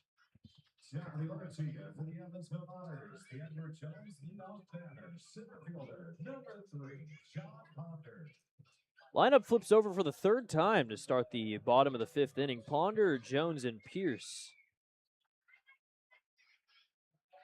Ponder 0 for 2 so far today. Grounded to 3rd, strikeout looking. First pitch inside for ball 1.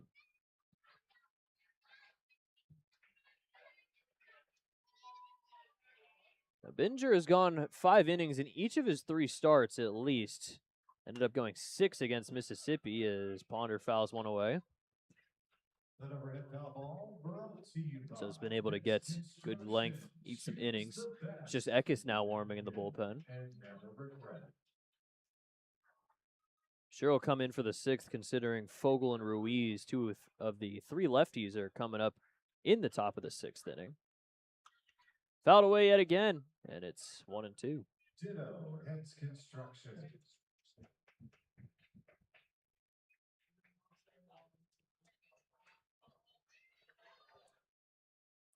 3 runs, 4 hits, 1 error for Windy City. 1 run, 3 hits, 1 error for Evansville. So the offense is continuing to struggle a little bit, even after the All-Star break. Fly ball into right field. That's going to get out of play, foul. That one bounced over the brick wall. Wow. I wonder how many times that happens and we just don't see it. They got some good camera work there, though. Got to see that one hop over the brick wall. Another 1-2. Fly ball into center field. MacArthur running after it. It'll fall in for a base hit. So Ponder leads off the 5th with a single. 4th hit of the day for the Otters. First for him today. And that'll bring up Amani Jones, who has now half of the hits for the Otters. He's 2 for 2.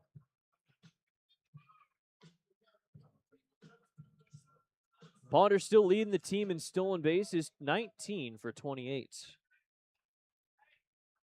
Amani Jones 2 for 2. Had a double in the first, a single in the third.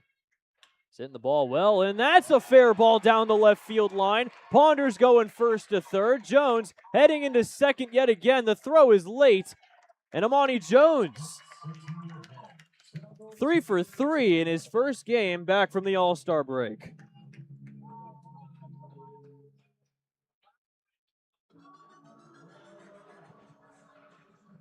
First baseman, number 10, Dennis Pierce. Dennis Pierce, big opportunity here for the Otters.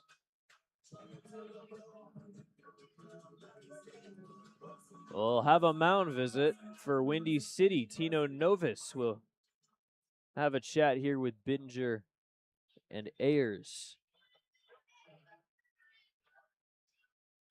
Novus was on the coaching staff for the All-Star game. This is his first season with Windy City.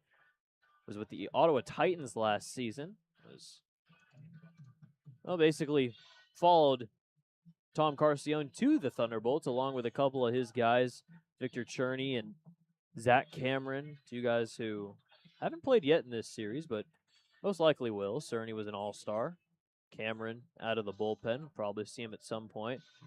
Either way, a lot of these guys coming from Ottawa last year to Windy City, and it has really paid off for him. This was a team that was the worst record-wise in the conference last year, and now they're first in the division.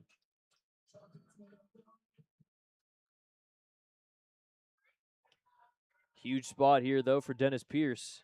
Runners on second and third, nobody out, as the Otters try to tie the game up. Fouled back. Tying run now in scoring position as well. Pierce walked in his last at-bat in the 3rd inning. Struck out looking in the 1st. Never regret it. The Otts got to capitalize here.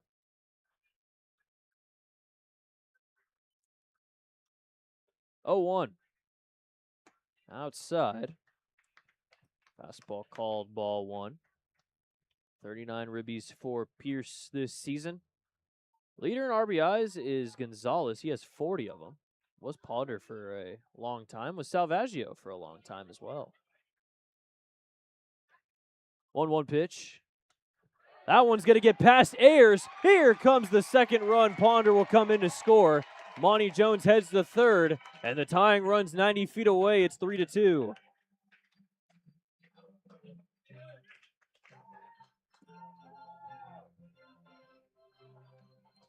Even better of a chance to tie the game here. 1 run comes in. Back to a 1-run game. As Amani Jones stands on third, looking to score for the first time. Infield all the way in for Windy City. Here's the 2-1 now from Bittinger. Fouled away. Fastball at 89. Makes it 2-2.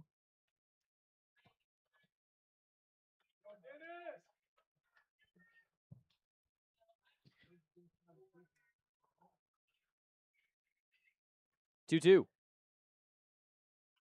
Fouled away. Well, if Pierce isn't able to get Jones home from third, we might see another safety squeeze from Logan Brown, who's on deck. Seen a lot of them, and they have usually worked. So I don't see why you don't try it again. Get that tying run in from third.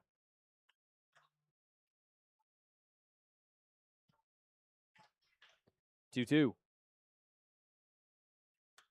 Another one fouled back. Another good at bat here for Pierce as he continues to stay alive.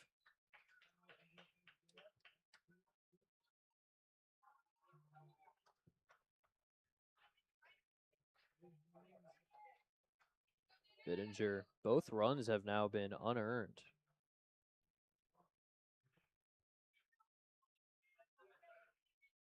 Another 2-2 that just misses outside. A great take from Pierce, and it's a full count.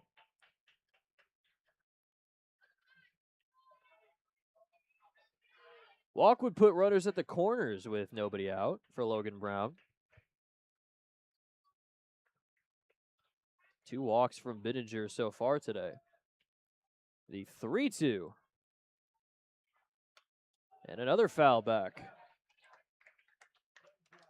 Pierce really fighting here in his third at bat. He's put together a couple of good ones. Even if this ends up being out number 1, honestly, it might be the last batter for Bittinger. Another payoff. That is called strike 3. Good breaking ball hits the lower half of the zone, and Pierce goes down looking. Still a great at-bat, though. It was a long one, and Logan Brown will step up. Still a runner on third, but now with 1 out. The catcher, number 28, Logan Brown.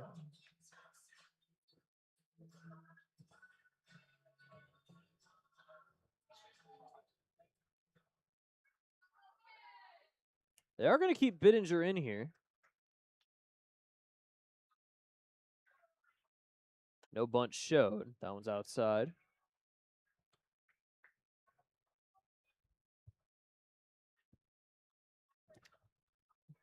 Wonder if they're not going to show bunt here with the infield in.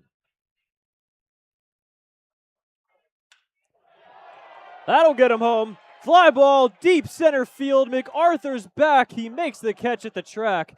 It is plenty deep enough, though, to score. The tying run from third, Amani Jones scores. And it is 3-3 here in the bottom of the 5th. Sac fly to the deepest part of the yard. Logan Brown brings in a run. Number 2, Marcos Gonzalez. Marcos Gonzalez. Base is empty with 2 outs, but now the game tied up at 3. So that one's inside. I think Carcione just wants Bittinger to finish the inning here.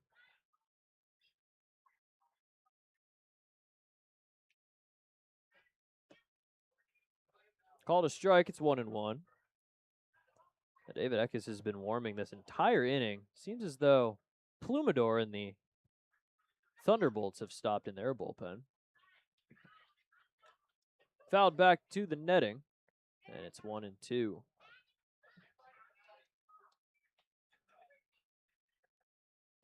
The Otters have 6 in Mississippi after this one, after this series.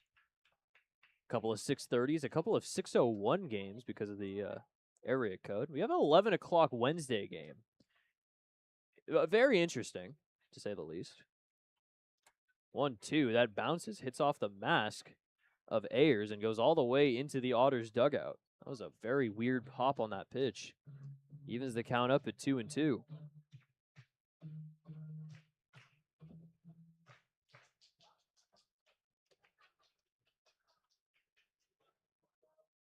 Another 2-2 here to Gonzalez.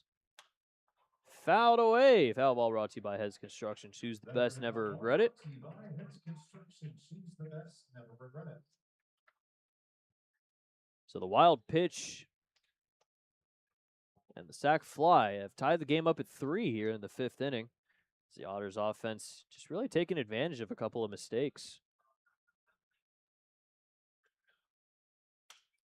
There's a fly ball into left field and a diving catch in left by Fogel. That's a great play by Fogel out there in left field to get out number 3. The Otters do score 2 runs, though. The wild pitch and the sac fly, and it's a brand new ball game. 3-3 as we hit the 6th on the Otters digital network.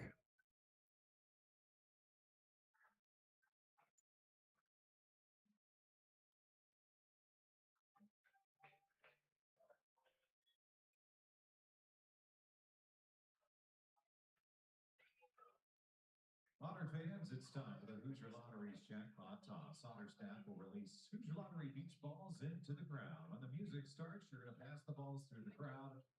When the music stops, everyone 18 or older avoid the ball will win a $30 Hoosier Lottery prize pack. Are you ready? Get set, go!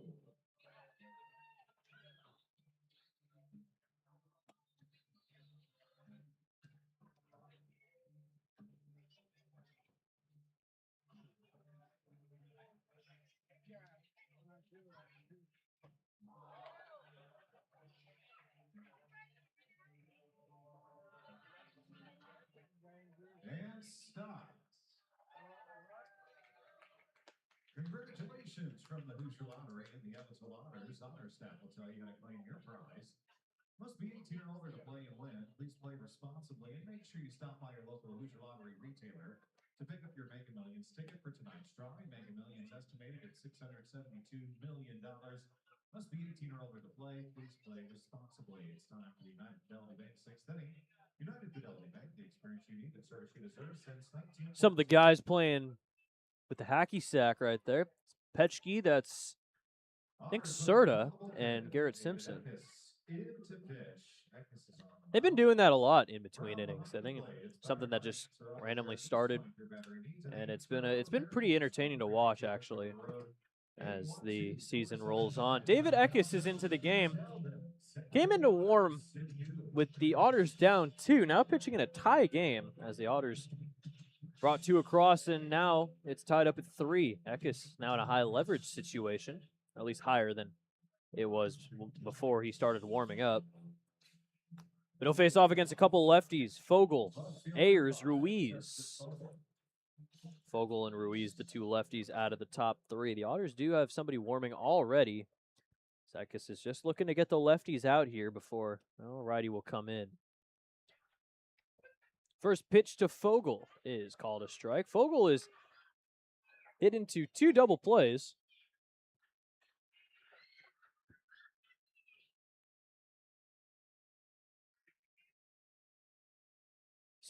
6-4-3 and a 6-4. Whoa. That will make Fogel duck high and inside on that pitch, and it's 1-1. Eckes has a 5.76 ERA in 25 innings. 25 hits, 16 earned runs, 11 walks compared to 30 strikeouts. He's doing a good job on the strikeout side of things. Slow roller over to second base. Amani Jones will throw to first, and that's out number 1. Good start for Eckes.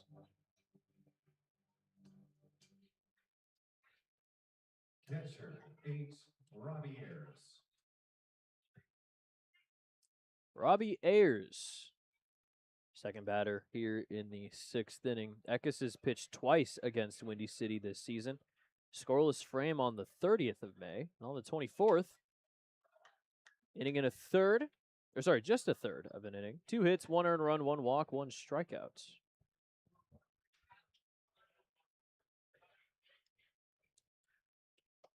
Quickly 0-2 against Ayers as the first 2 pitches just barely hit the zone. Eckes, the Brandon, Florida native, a little bit east of Tampa. First professional season, and he's been here all year. 0-2 just high. 1-2 here to Ayers. Ayers so far today is 1 for 2, has driven in one of the 3 runs for Windy City. RBI single back in the first, but then grounded out to first base.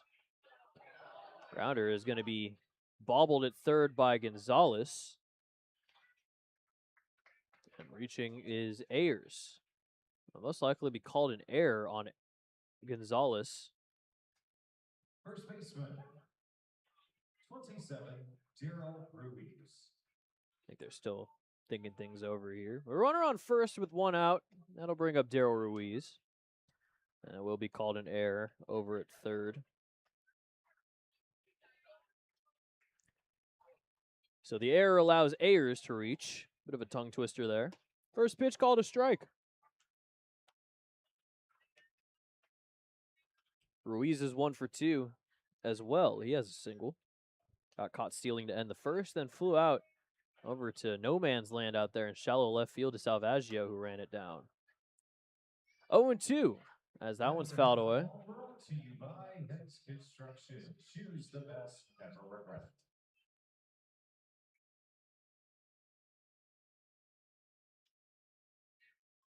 Ruiz has now spent 2 years with Windy City. Last season and this year. Last year, he ended up hitting 313, pretty good in 57 games. Went 8 for 21 against the Otters. Hit a homer, drove in 4 runs. Overall, 6 homers, 40 RBIs, and he's already surpassed that in 51 games in 2026. Runner goes, called a ball, throw to second base, is not in time. So Ayers will swipe second base.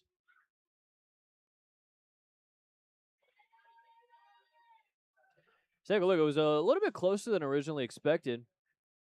If the throw doesn't pull Salvaggio the other way, definitely would have been out there. It made it a little bit closer, and Ayers was able to sneak in there. Go-ahead run for Windy City now in scoring position. 1 out in the top of the 6th inning.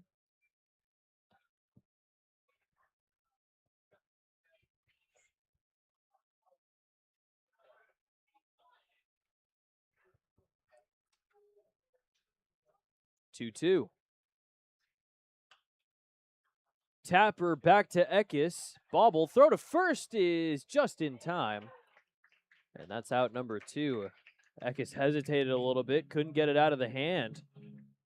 He was almost safe. But fortunately for the Otters, it's out number 2. 13, Oscar Serratos. So just as originally thought, Max Peterson has Eckes just in for the lefties, and they'll take him out. So 11 new pitcher come into the game. Take a quick break here on the Otters Digital Network.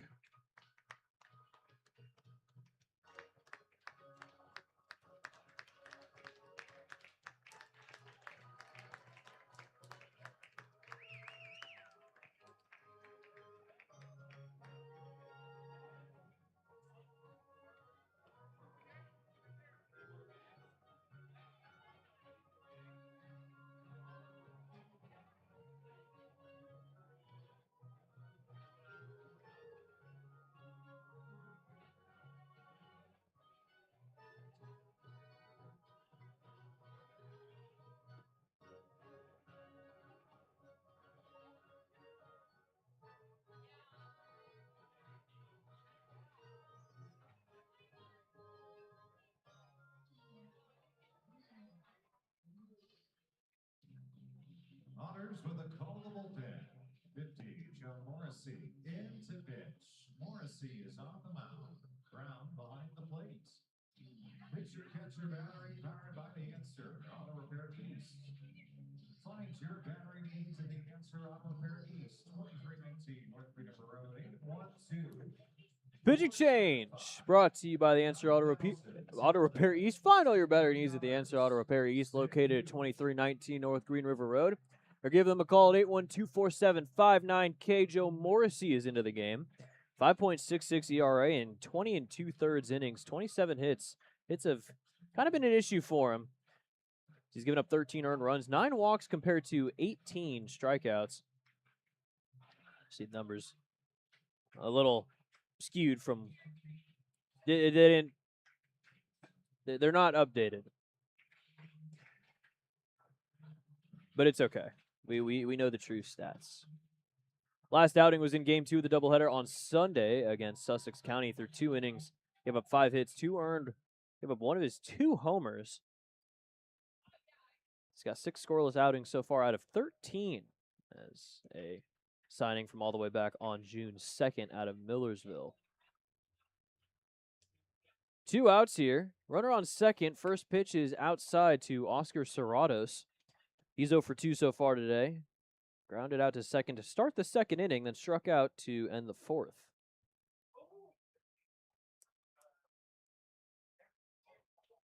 Fourth pitcher already used by the Otters today. That one's fouled up back to the netting. Tie game at 3-3 here in the top of the 6th inning. Otters scored 2 in the bottom of the 5th to tie things up. Windy City threatening here. They have the go-ahead run in scoring position. The 1-1 from Morrissey. Breaking ball misses a little low and away for ball 2.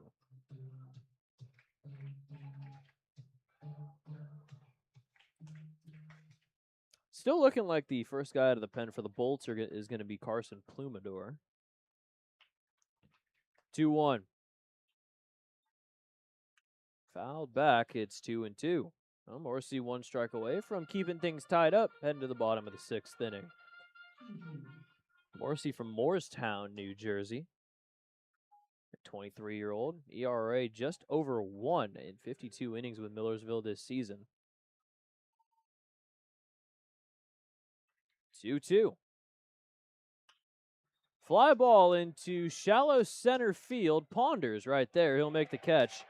And that's out number 3. So Morrissey comes out of the pen, gets the 3rd out, keeps the game tied up. 3-3 heading to the bottom of the 6th on the Otters Digital Network.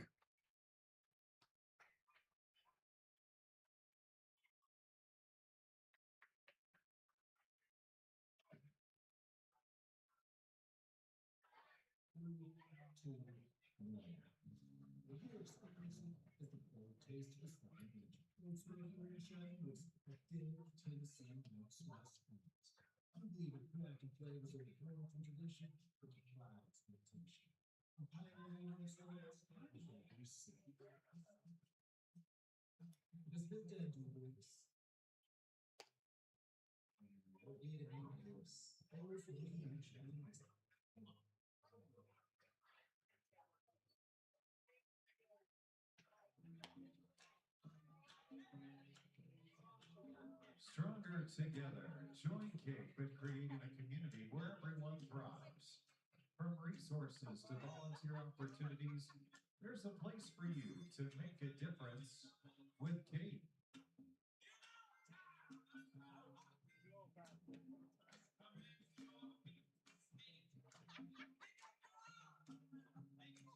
Windy City. Call the bullpen. 11. Carson Plummador. Into pitch. Plummador is on the mound. 6th inning is brought to you by the United Fidelity Bank. The experience you need and the service you deserve since 1914. It's Carson Plumador into the game. First guy out of the pen for Windy City. Bittinger finishes with 5 innings, 5 hits, 3 runs, in which none of them earned. 2 walks, 6 strikeouts. The right fielder. Neither starter will be involved in the decision, as we are still tied, both bullpens now. It will be quite the battle. Lynn Scott, Cruz, and Mark Black lead off in the 6th against Plumador. First pitch a little high for ball 1.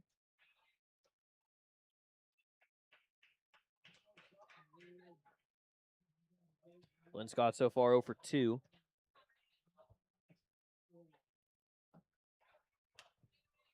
Fouled away. The bottom guys in the lineup, the bottom 4, Lynn Scott, Cruz, Black, and Salvaggio, have combined for an 0 for 6. Never regret it. Now Mark Black has reached twice on a walk and a hit by pitch, but still 0 for 6. Bunt dropped down. I think he fouled it off himself, and it's 1-2. Plumidor has a 4.62 ERA, 37 innings, is the main guy out of the pen for Windy City. 31 hits, 19 earned runs, 17 walks compared to 41 strikeouts.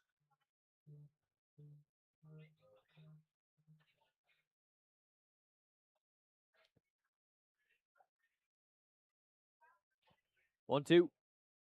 Little outside. Good take from Lynn Scott. This is a pitching staff of Windy City that walks a lot of guys, doesn't strike out many guys. So you got to wonder there, how are they only 6th in ERA in the Frontier League? They do not give up hits. They don't give up any hits. They're 17th out of 18 teams in the hits per 9. And they also don't give up homers. They're dead last in homers given up this season. So that's kind of their bread and butter in terms of the pitching. That's outside. And speaking of walks, that is ball 4. Lynn Scott will lead off the 6th inning with a walk. Third walk issued by Windy City pitching, first by Plumidor, and the leadoff man will reach. And he also represents the go-ahead run for the Otters.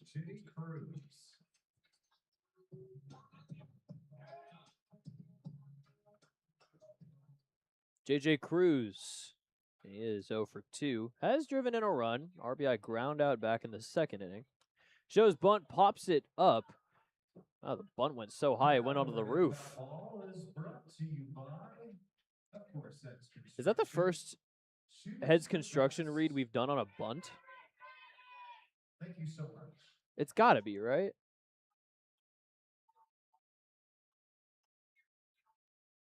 See if he shows bunt again. Very much crashing his BB over there at 3rd as that one's outside for ball 1.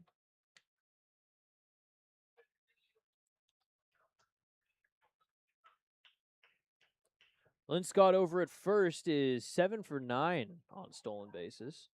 Definitely could try to take second here. Down the line, got it way out in front of that one over near the Otters bullpen, and it's 1-2.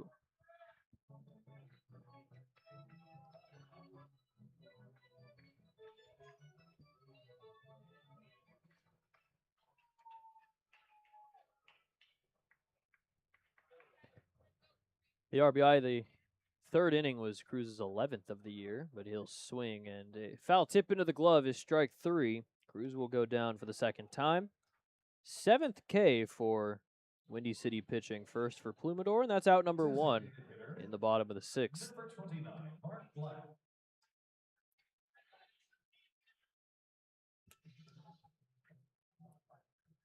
Mark Black has a walk and a hit by pitch. He's reached twice in 2 at-bats. He's still 0 for 0. Big swing and a miss for strike 1 on the breaking ball. Plumidor pitched in 3 games earlier this season against the Otters. 2 innings, gave up 3 hits. It was a scoreless outing with 2 strikeouts on May 24th. All 3 of his outings actually were scoreless. Just misses outside, and it's 1-1. Scoreless frame on the 29th of May and the 30th of May. Well, pitched in back-to-back games, ended up so far with a 0 ERA against the Otters this season. Hopefully Mark Black can change that. Outside, 2-1.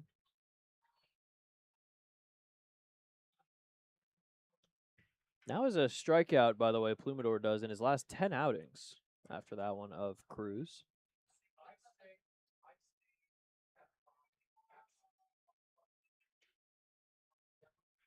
2-1.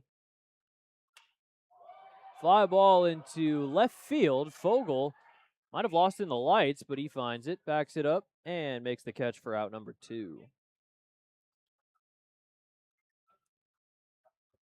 Fogel had a bit of a, 1 or 2 second reaction, like, where is the ball? Where he had his hands out, like, where's the ball at? Quickly found it, though, and it wasn't too far away from him. He was able to make the catch.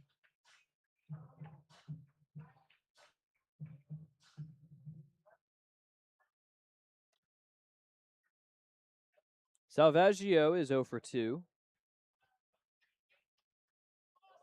Runner goes. What a reaction for Lynn Scott. He took second real quick. He was halfway to second base before the pitch was even thrown. That's stolen base number 8. And now the go-ahead runs in scoring position. Take a look at the replay here. He's gone. Pitch wasn't even thrown. Definitely, he could have easily picked off over to first base or maybe even second, but decided not to. Just has Linscott take the easy 90, and now maybe a single could bring him in. Salvaggio has been very good in clutch situations this season.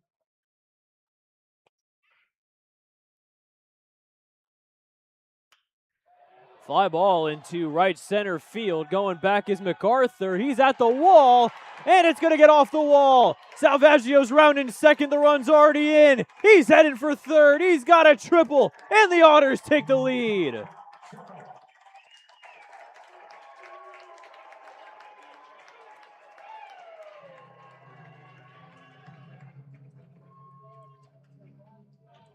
First triple of the year for TJ. And the Otters lead it for the first time today. Number 3, John Ponder.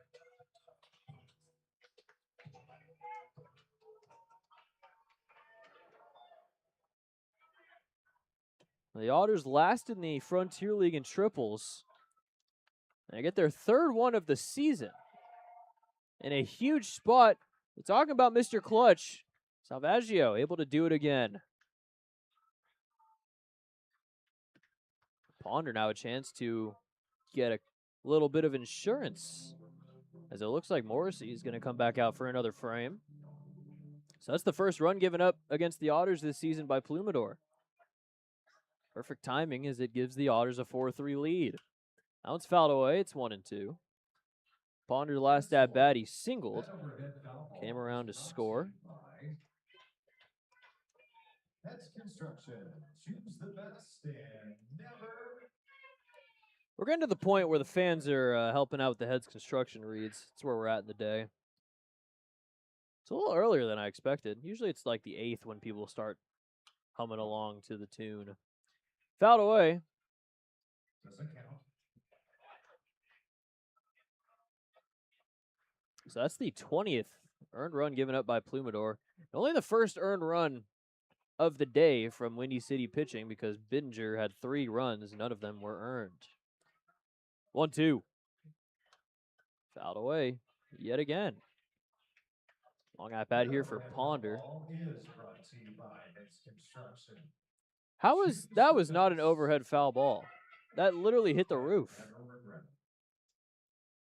You say that last foul ball was an overhead foul ball, but that wasn't an overhead foul ball, but that one was.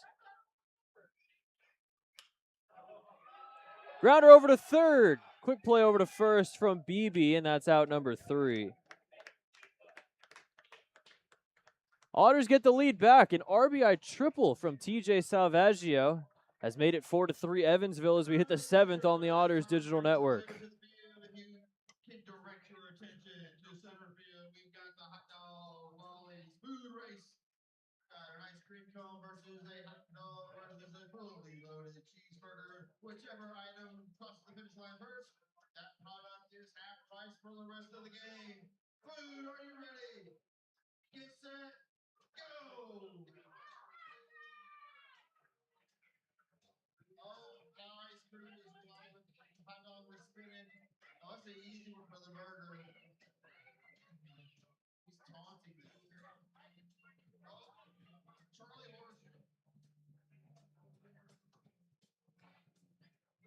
And rolls to the finish. That was overly dramatic.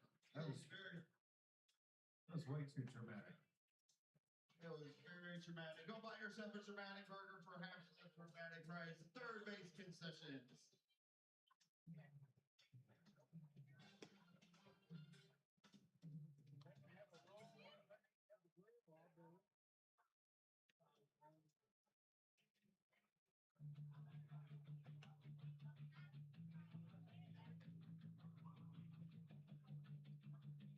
The Otters are back at EVSC's historic Bossy Field tomorrow night. Christmas in. It is the 7th inning. R.I.P. Thomas Smith.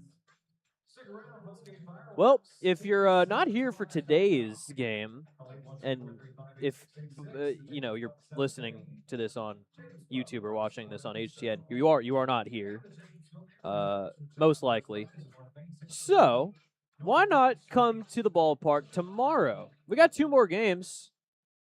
Tomorrow and Sunday. Tomorrow is Christmas in July, so if you're feeling a little bit festive, feeling a little bit, you want to get into the Christmas spirit, feeling like you want to meet Santa Claus one time, maybe consider going out to Bossy Field tomorrow, 6:35.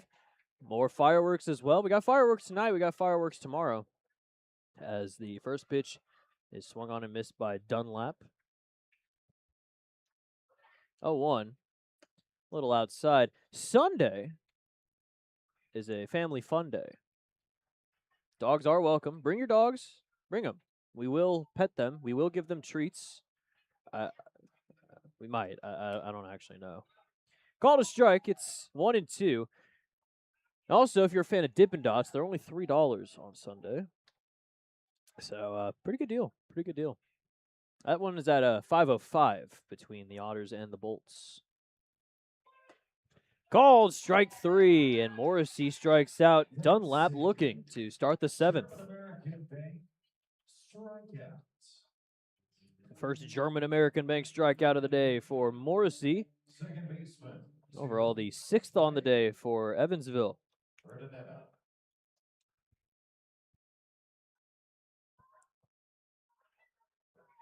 Josue Urdaneta will show bunt and foul it back to the Windy City dugout.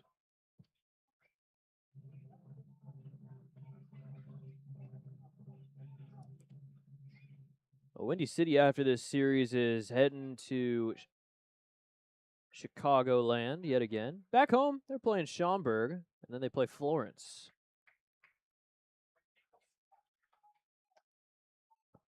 1-1 here to Urdaneta. Inside. Maybe a little high. Called a strike. Or sorry, called a ball. It's 2-1.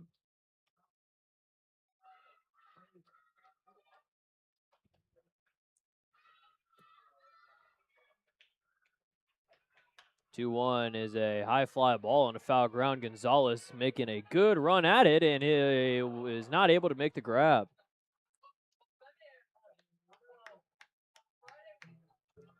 He had space, just wasn't able to grab it. I think he looked up a little bit too late.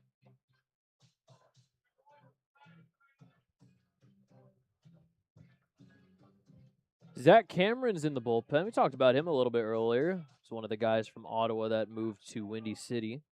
Looking like he's going to get the next frame. Time called here by Urdaneta. Still 2-2 after the flyout drops into foul territory. Urdaneta is coming off of an 0-for-3 on Saturday. But last Friday, he had a 4-for-5 day against Mississippi. 3 RBIs this season high. That was in the dirt. So full count here against Urdaneta. Second 4-hit day of the season back last Friday on the 10th. The other one was on the 4th of July. 4-for-4 against Lake Erie. Fly ball into center field. Ponders right there. He'll make the catch. And that's out number 2.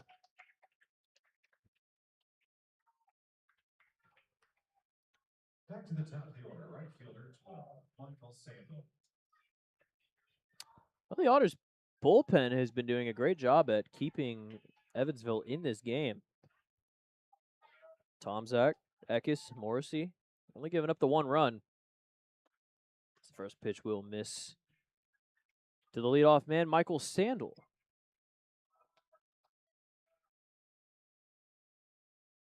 The 1 run wasn't even earned as well. Called a strike. It's 1-1. Lower half of the zone on the fastball for Morrissey. Looking to get a 1-2-3 here in the top of the 7th. 1-1. Fly ball. Middle infield looking to call. Salvaggio will call off Jones for out number 3. 1-2-3 inning will hit the stretch here at Bossy Field. 4-3 Otters on the Otters Digital Network. You know what time it is. It's time to stand up, stretch, and sing. Here we go. Take me out to the ball game. Take me out to the crowd. Buy me some peanuts and cracker jack. I don't care if I never get back, and we'll root for the Otters. If they don't win, it's a shame. For it's 1, 2, 3 strikes, you're out at the old ball game. Nicely done. Let's get some more runs.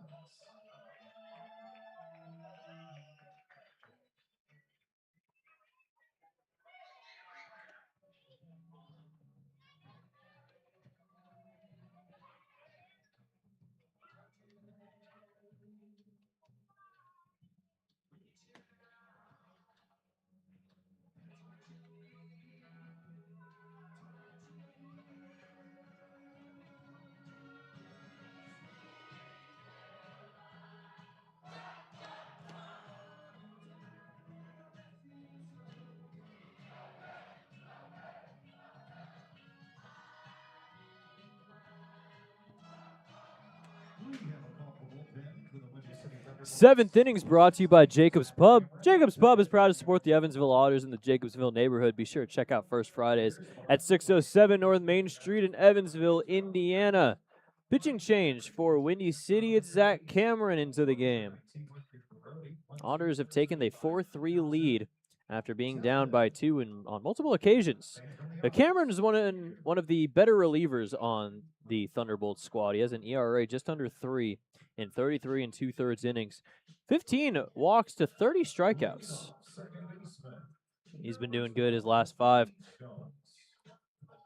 Scoreless in 4 of his last 5. The only time he gave up earned runs was on the 8th against Schaumburg. Gave up 2 runs, one of them earned. They'll face off against Amani Jones, Dennis Pierce, and Logan Brown. First pitch is outside to Jones for ball 1.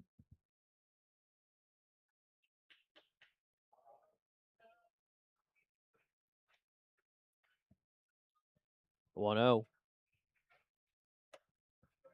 Another one misses. This one a little high.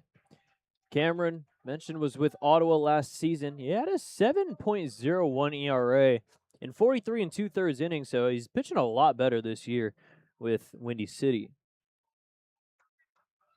2-0, just outside for ball 3. Somebody else warming in the bullpen for the Otters. As Morrissey's going to get taken out of the game. It's Nolan Thebe who's coming in. 3-0. Swinging 3-0 is Jones, and it's a high fly ball left side of the infield. Calling everybody off and making the catch is Dunlap for out number 1.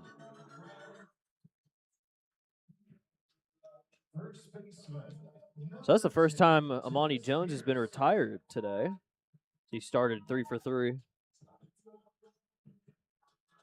Dennis Pierce now, nobody on, and 1 out.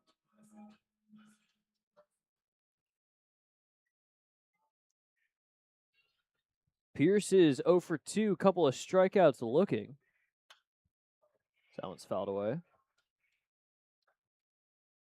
Has a walk as well in the 3rd. Overhead foul ball brought to you by Heads Construction. Choose the best, never regret it.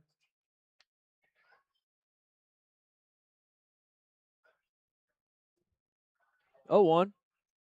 Swing and a miss as it moved Pierce to the other batter's box. 0-2. Cameron from Hamilton in Canada, Ontario specifically. He's 25 years old. He was with Niagara for his entire collegiate career, 2020 to 2024, before going to the Inter-County Baseball League.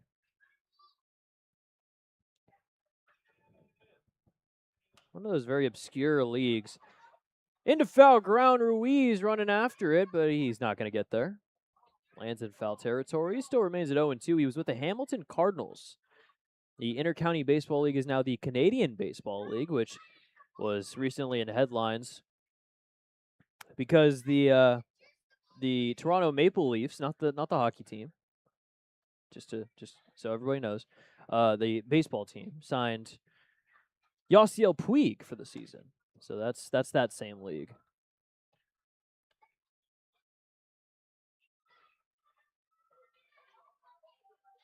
But he had a 2.84 ERA, 12 2/3 with the Hamilton Cardinals, including a couple of outings in the postseason. Fly ball into left center field, and making the catch out there is MacArthur for out number 2.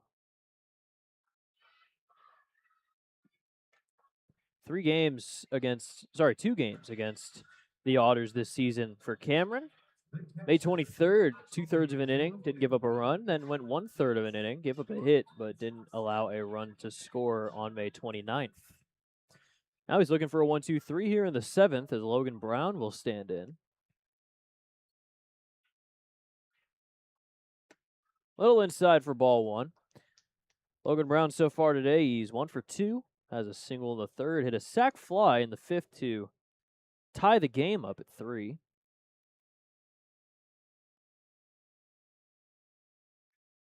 1-0 a little outside.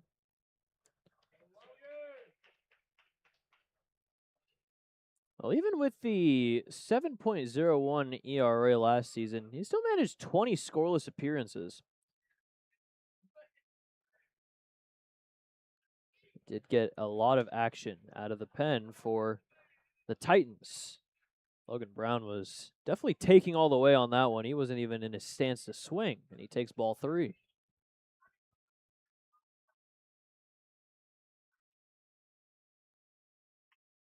Right down the middle, and it's strike 1. Last year, though, Cameron also played for Great Britain in the 2025 European Championships before Great Britain's run in 2026 at the World Baseball Classic. He's got some British in him. That overhead foul ball brought to you by Choose the Best. Never regret. What's kind of crazy about that Ottawa team last season, they finished 51-45, and we're still 3rd in the division.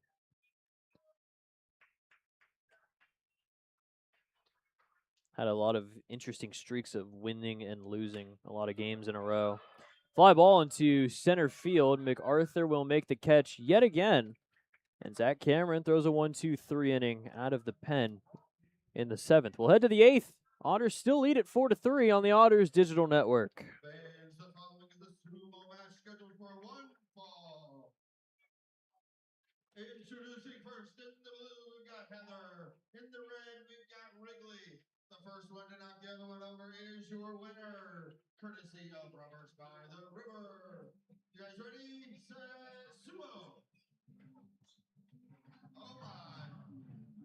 Oh, that's mom abuse. You are grounded. Sumo is brought to you by Rubbers by the River. Stay with the flavors of the South at Rubbers by the River, and don't miss their Friday fish fry tonight, featuring all you can eat crispy fish, hush puppies, fries, coleslaw for only $18. Visit them on 6 Walnut Street or online at rubbersbytheriver.com. Is grounding still a thing? I mean, shout out to my parents. They never grounded me. Perhaps I need to be. You're in China. Timeout did exist. Give them credit there.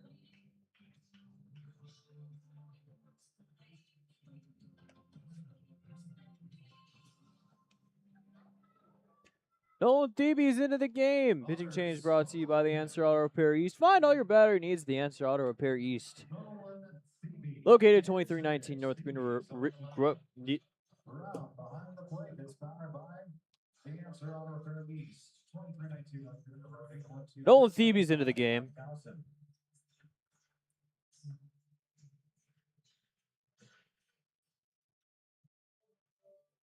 He has a 3.86 ERA in 37 1/3 innings. I have never messed up a read that badly before. Wow. Maybe it was a sign. 18 walks, 45 strikeouts.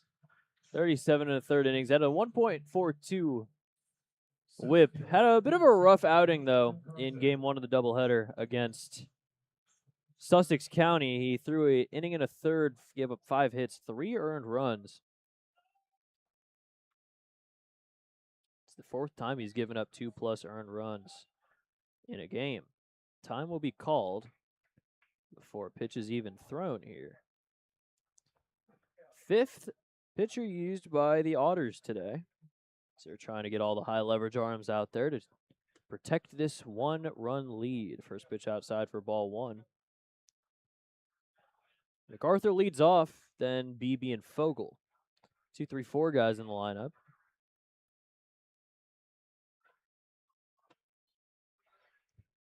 One and one. MacArthur so far today is 1 for 2. He's reached 3 times, though. Walk, single, and an error that ended up bringing in a run. Strike 2. Thebe has pitched in 2 games against the Thunderbolts. May 23rd, 2 scoreless frames. Ended up picking up one of his 6 victories, which, by the way, still leads the team. Tied for the team lead with one Garrett Simpson. Little high, it's 2-2. May 29th, he threw 2 scoreless yet again. 7 of his last 10 outings have been scoreless. Called strike 3. And MacArthur goes down looking. First time not reaching in an at-bat today, as that is strikeout number 7 for Otters pitching. And out number 1 to start the 8th. Third baseman, 26, Jared Beebe. Now with Jared Beebe stepping up to the plate yet again. See who's next out of the pen for the Thunderbolts after this first pitch from Thebe. In the dirt for ball 1.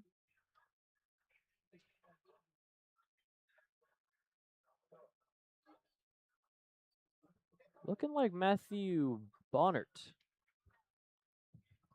One of the few lefties on the team. That'll also miss. It's 2-0. Thebe against Windy City last season. 3 2/3, 1 earned run, 3 hits, 7 strikeouts. Had an ERA of 2.88 last season. 2-0. Check swing, and it's a foul ball off to the right side. Foul ball brought to you by Ed's Construction. Choose the best, never regret it.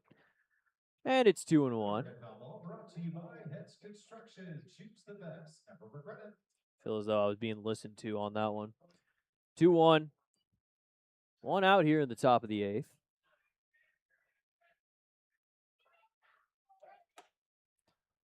A little high and away. Well, the Otters are very good in 1-run games. Early a 1-run game right now. They're 8-1 in 1-run games this season. It's been pretty remarkable how they've been able to win games by such close margins. Thebe walks BB. That's the 3rd time that BB has walked today. 3 of the now 5 walks have gone to him. Man on first with 1 out. That'll bring up Fogel. Now the Otters win leading after 6 innings. 25-2. When leading after 7 innings, 30-2. It gets better and better. But the tying run is on first now. Fogel does take a strike.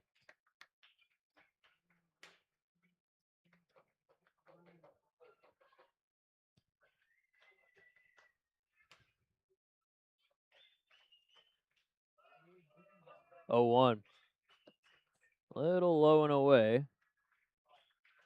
BB on first. Not too much in terms of steals this season.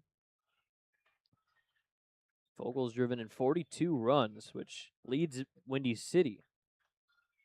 Leads Windy City in a lot of different offensive categories. That is down the line. That's going to get all the way into the corner.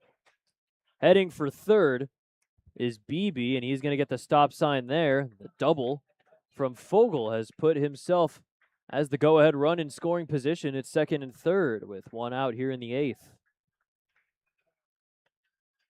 The catcher, 8, Robbie Ears.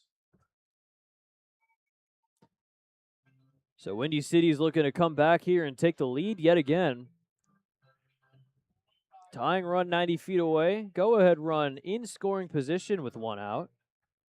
Now it's going to take an escape jam for the Otters to come out of this still with the lead intact. Mound visit here between Phoebe and Logan Brown, a couple of guys that have been teammates for a while. When it comes to just the amount of innings spent as a battery this season and last.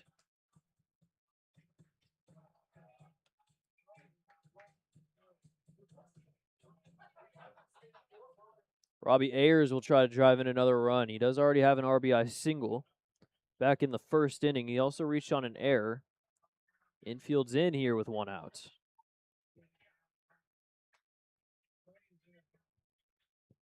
First pitch fouled back to the boards, and it's 0-1. Ayers now 16 RBIs after that single back in the first inning. Hitting at a 292. Hasn't played since the 11th against Mississippi. Usually doesn't play too much. It's usually the all-star Victor Cerny that gets most of the starting time.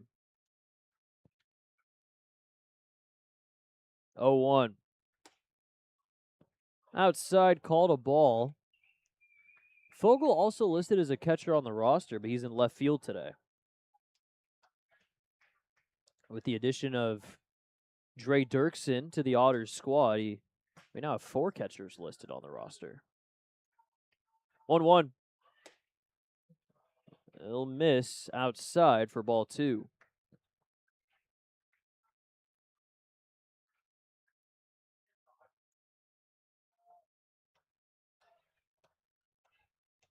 Got 3 RBIs against Lake Erie back on July 5th. It's a season high. 2-1. That'll miss for ball 3. Walk will load the bases for Daryl Ruiz and possibly take Phoebe out of the game.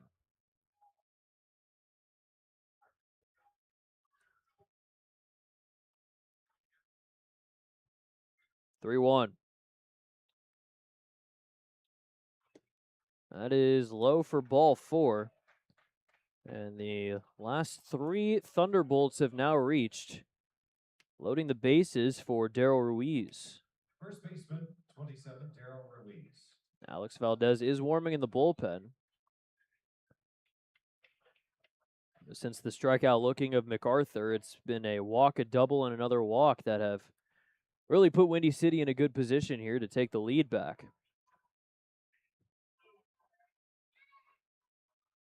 Daryl Ruiz, he's 1 for 3 so far today. First pitch. Low and away for ball 1. The Otters have already turned 2 double plays. 6-4-3 and the 6-4 line out from Justin Fogel. Both of them have been from Fogel. In dire need of another one here. 1-0. That is called a strike, and it's 1-1. Otters have not really been prone to blowing leads when they have them, but it's a close enough game to where Windy City definitely has the offensive firepower to get back into this one. A little low, it's 2-1. Now the walk, nowhere to put him. That would bring in the tying run. Keep the bases loaded for Serratos.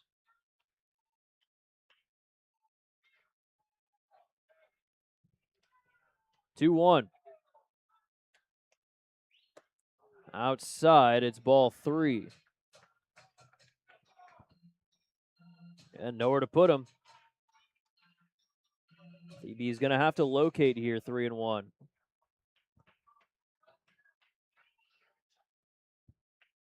It's already walked 2 so far in this inning. Now at risk of walking in a run.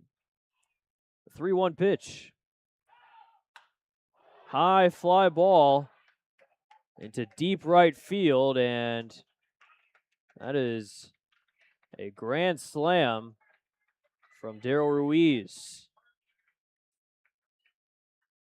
Stevie hit the ground after throwing that pitch. Something seemed to have happened to him. Ruiz's grand slam has made it a 7-4 lead for Windy City.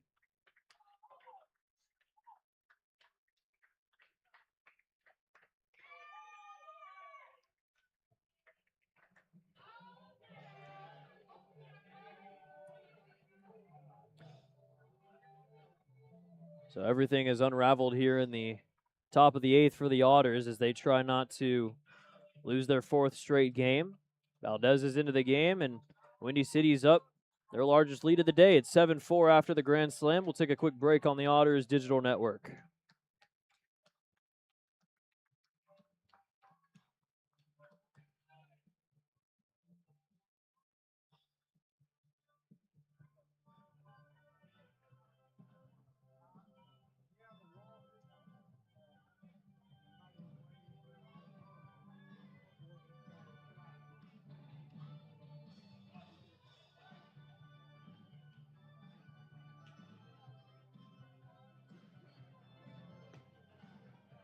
Otters with a call to bullpen.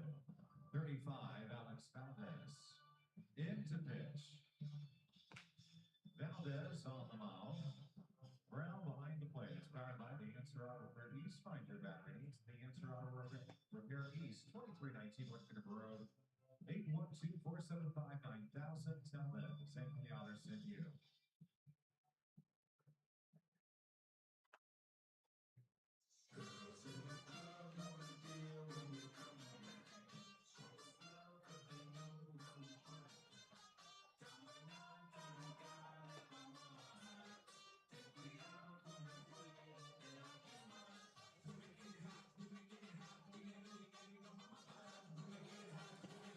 Oh, one swing of the bat, and the Otters are now down 3 for the first time today as Daryl Ruiz's grand slam puts Windy City on top 7-4, and the Otters are now very at risk of losing their 4th straight game for the first time this season.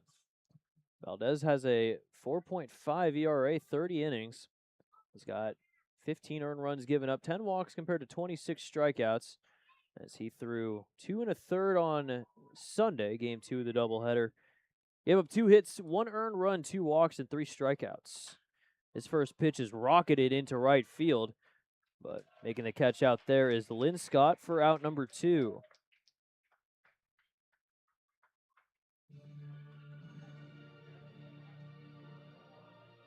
A quick second out for Valdez out of the pen.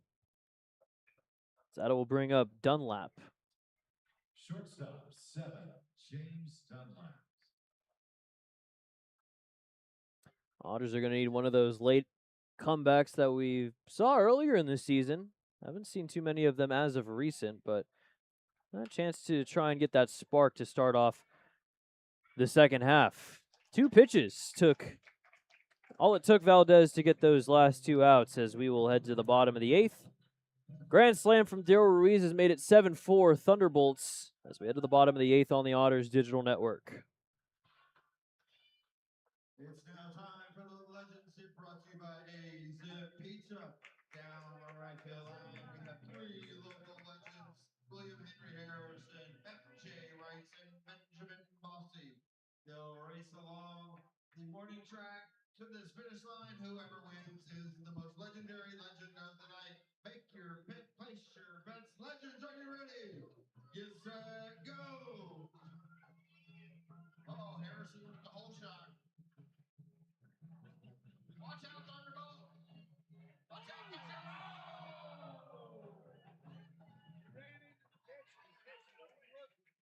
He shook it off like the legend he is. Your winner, William Henry Harrison.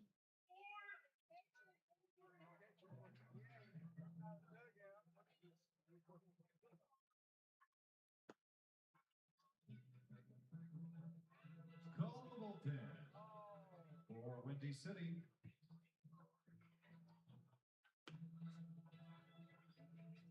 0 at Otters. Into pitch. 8th inning is brought to you by Players behind the plate. McMahon Exterminating. Catcher Remember, you can help with all your pest control needs. McMahon can. your battery needs and It's catcher Matthew on Bonnert into the game. 2319 Bonnert, the only lefty that has pitched for 175, Windy City so far today, is Same from the Otters. he's now pitching with a 3-run lead. Bonnert a 4.1 ERA, 26 in the third innings. He's given up 21 hits, 12 earned runs, has 17 walks compared to 33 strikeouts. Third baseman, number 2. Hasn't pitched since July 11th through a scoreless frame, 2 walks and a strikeout. That was against Mississippi.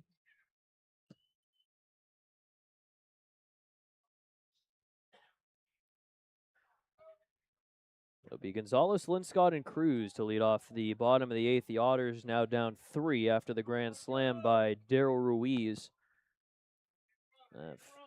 Put Windy City in front by 3 for the first time today.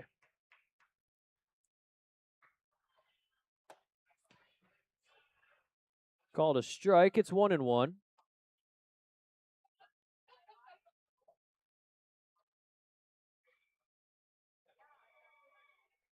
Gonzalez so far today is 0 for 3. Did reach on an error in the second inning. Ended up coming around to score.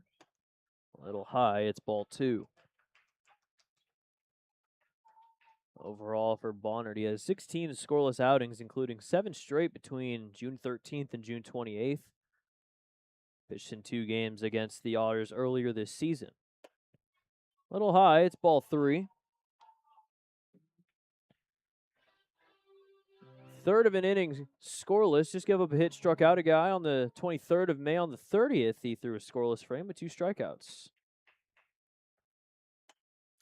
That will miss outside. It's ball 4 as Gonzalez leads off the bottom of the 8th with a walk. Cafe and bar. Already going to have a mound visit here as Tino Novus will come out. Runner on first, nobody out for Linscott.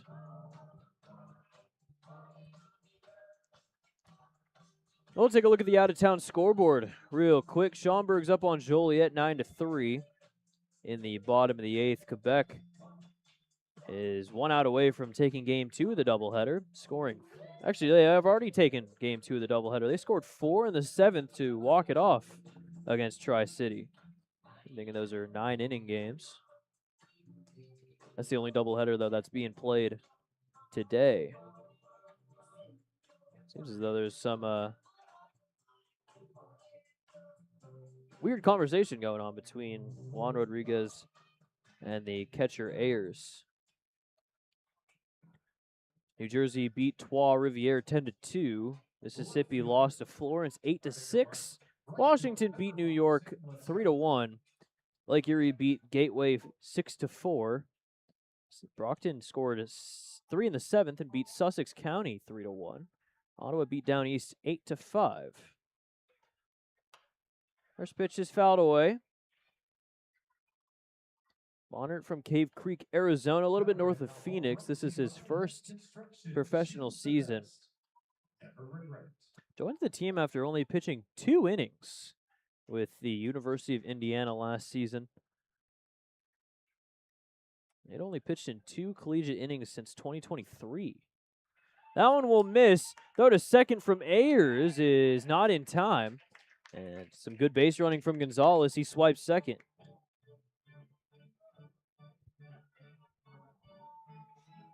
Let's take a look at the replay here. Gonzalez immediately going for second base. If he had hesitated just for a second, he probably would have been out on that one. But that combined with the outside throw from Ayers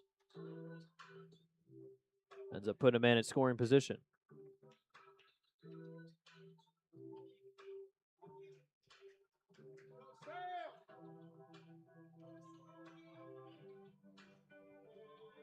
So the 2 innings, one was in his Hoosiers debut against Oregon State, who was ranked number 7 at the time, February 16th. Pitched against Arizona as well. Pitched against Penn State. There's a base hit into right field. Stop sign at third from Gonzalez. As can't afford to get outs at the plate here. That will put runners at the corners with nobody out. And J.J. Cruz is all of a sudden the tying run heading to the plate. Fielder, number 17, J.J. Cruz.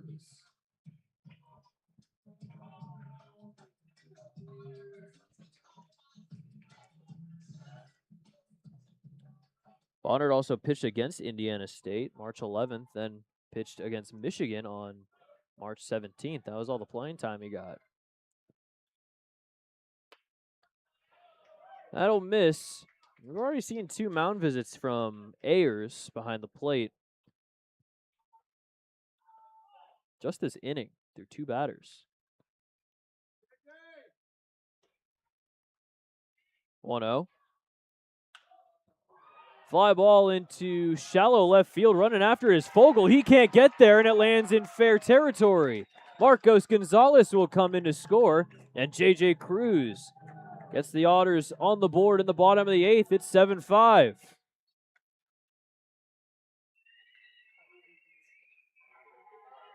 Advancing to second is Linscott. Number 29, Mark Black. And now Windy City has somebody warming, and we'll see a 3rd mound visit in this inning.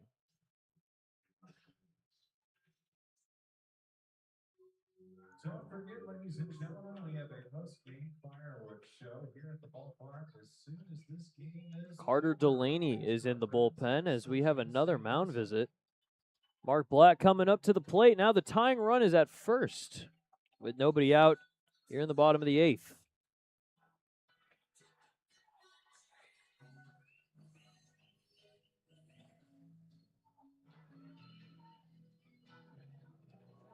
Mark Black 0 for 1. Has reached twice, though. 1 on a walk, 1 on a hit by pitch. As the bottom of the order doing some damage here to start the 8th. Walk, back-to-back singles has already brought a run across. Showing bunt, drops it down the third base line, but it goes foul.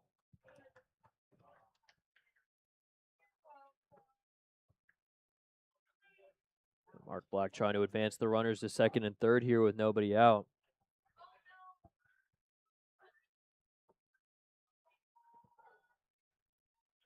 Linscott on second, Cruz on first. Both of them have good speed. Mark Black, only goal here is trying to advance them here with the corners really crashing in on the grass. Bunt showed again, and he pops it up. Coming after it is Beebe and Ayers. Neither of them can get to it, and Mark Black survives. But he is now in an 0-2 count after 2 missed bunts. So most likely gonna have to swing away here.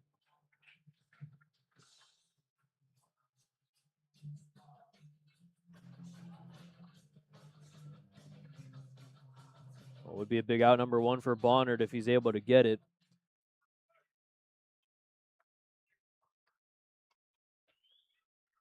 Good pitchers count here.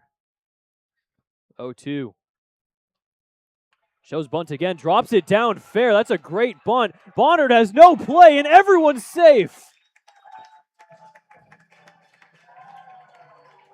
The risky bunt down 0-2 in the count, and it works to perfection. Mark Black reaches, and the bases are loaded. The shortstop, number 19, TJ Salvaggio. Well, TJ ended up driving in the go-ahead run to put the Otters up 4-3. He has a chance to really put something together here, but I think we're going to have a mound visit and a pitching change first.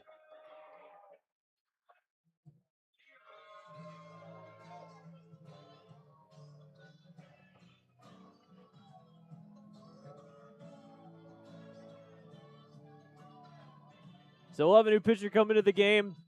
Bases loaded, nobody out. Otters trying to get their lead back as we'll take a quick break on the Otters Digital Network.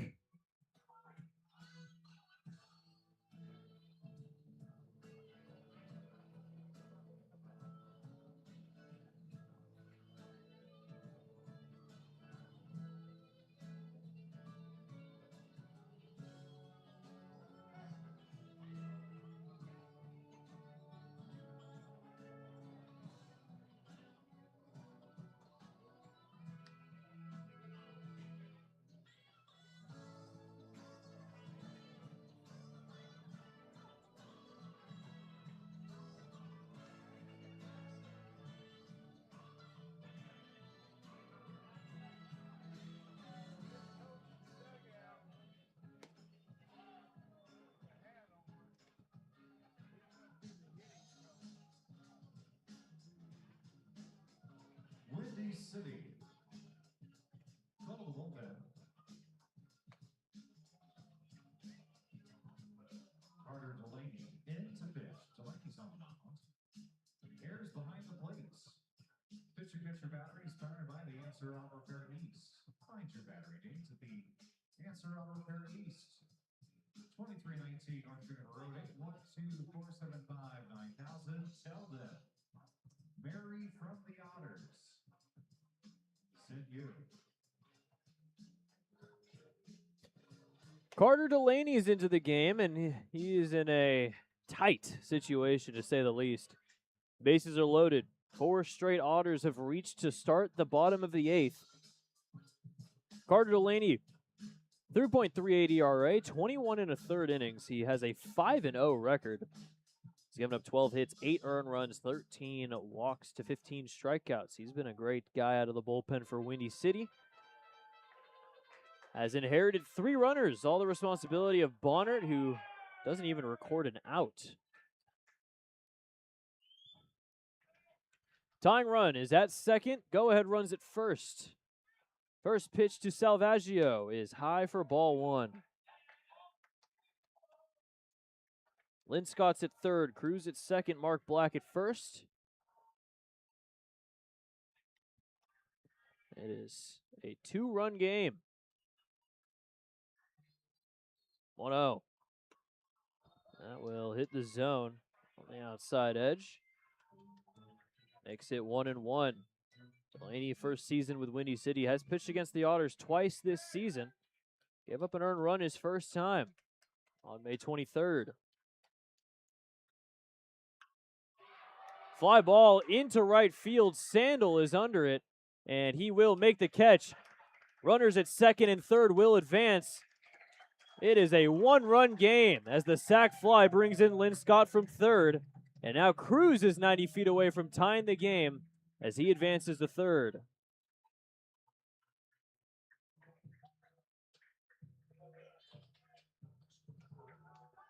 Edward Jones, leadoff batter, center fielder, number 3, John Ponder.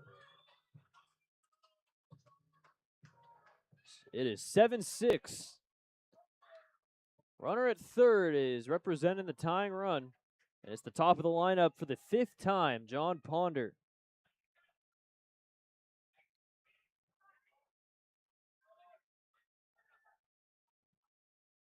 First pitch from Delaney. It is called a strike.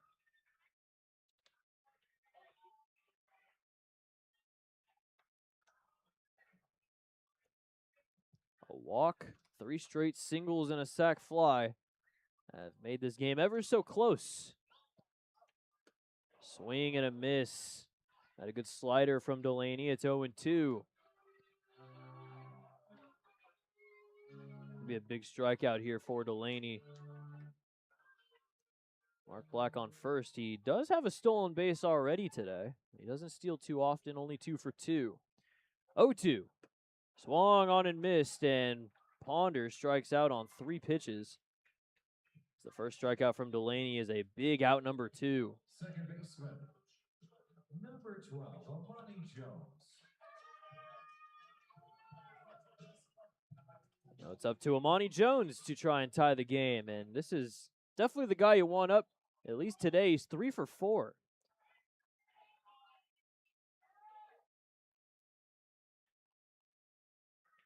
First pitch. High for ball 1.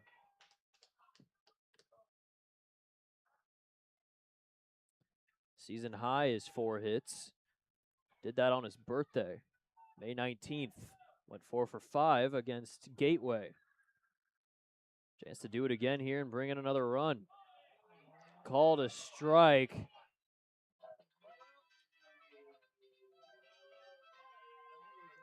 A little bit of a high strike call makes it 1-1. The Bossy faithful not too happy with that one. 1-1. Swing and a miss at a pitch inside. It's 1-2. Delaney 1 strike away from keeping the lead. Even at a 1-run game, still keeping the lead.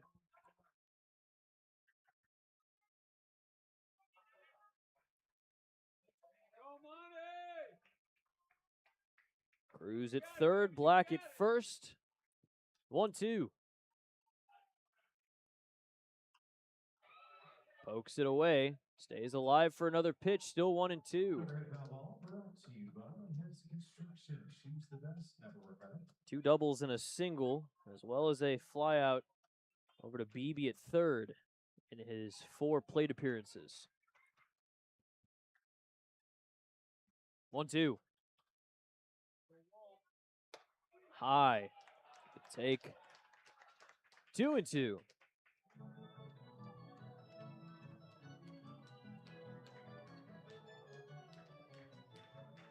Every pitch seeming like it could be the difference in this one. 2-2. There's a grounder into right field, a base hit. We're tied back up at 7. Amani Jones' 4th hit of the day. And it's 7-7 in the bottom of the 8th.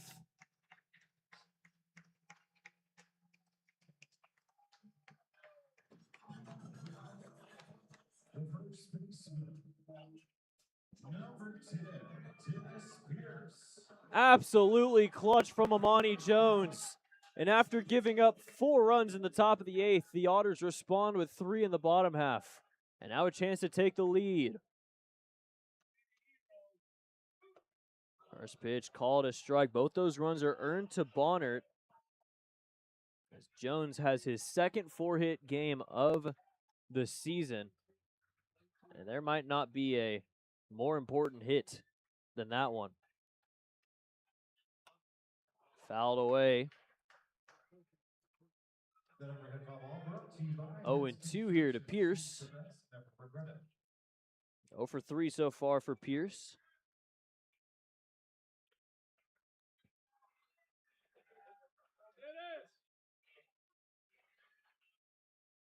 Oh, 2. That is called strike 3. And on 3 pitches, Delaney strikes out Pierce. But the Otters come back, score 3, and heading to the 9th, it is 7-7. If the Otters want to win this one, it's got to be on a walk-off here on the Otters Digital Network. Pit stop, pull the force challenge. Over here on the third base side, we have 2 teams of 2. On the left, we have Dina and Henry. On the right is Nolan and Mason. It's a good old-fashioned tug of war. They're going to try to pull the green tape that's in the center out of the coach's box. The first team to do so is your winner. Once again, brought to you by Hickory Pit Stop, right across the street corner of Morgan and Main. Best pull park in town. Don't believe me? I'll get you. You guys ready? Ready, set, go!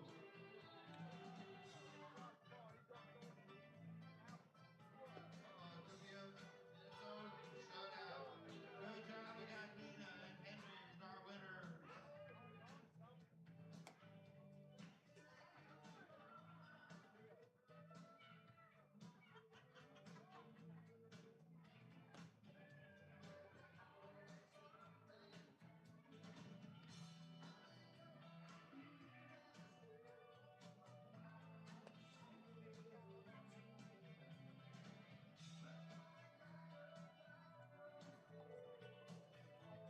Otters bring in 3 in the bottom of the 8th. And we're back tied up at 7 here in the 9th. Alex Valdez is still on the mound. He was able to get 2 outs on 2 pitches to end the top of the 8th after the grand slam by Daryl Ruiz that originally was almost a dagger for the Otters. But the guys know how to come back. They do. They do. Haven't seen too many comebacks in the past, couple weeks or so, but it's like riding a bike. You never forget how to do it, and they have done it. They got to finish things off, though, here in the 9th. Josue Urdaneta is the leadoff man here. 9-1-2 Urdaneta, Sandelin, MacArthur. The first pitch is going to miss for ball 1. Valdez a 4.5 ERA in 30 innings. It's been good in high leverage situations. That one's fouled back. Foul ball brought to you by Heads Construction. Choose the best, never regret it. And it's 1-1.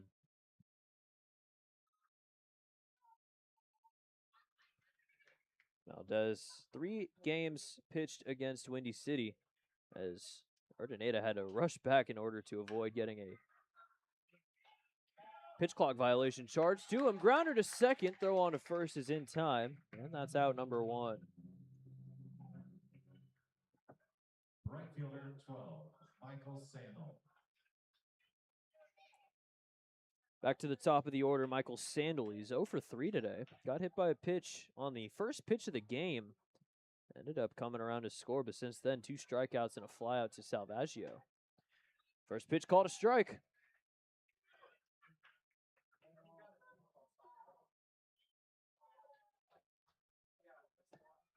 Quickly 0-2 as Sandel swings and misses at a pitch that was in the dirt.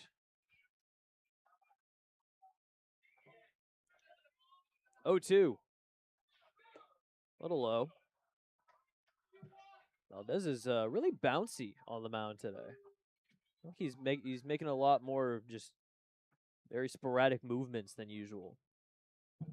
1-2. Popped up foul. Logan Brown running after it, but he won't have room.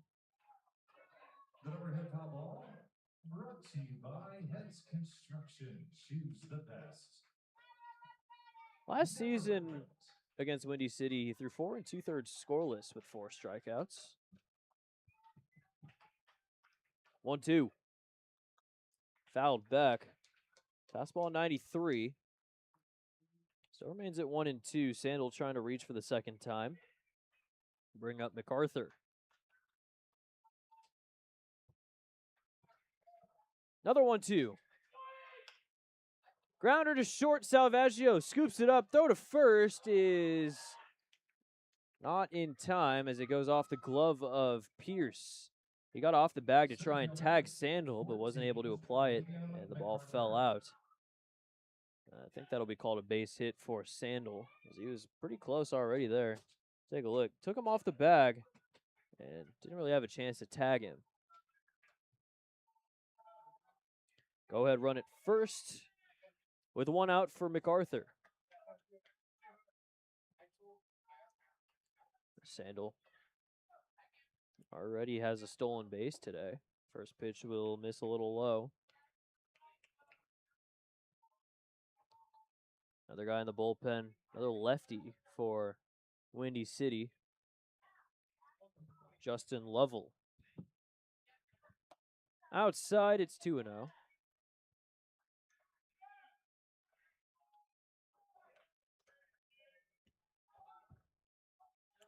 MacArthur extended his hitting streak to 14 games, but he's 1 for 3 so far, with a walk as well in the first inning. Came around to score.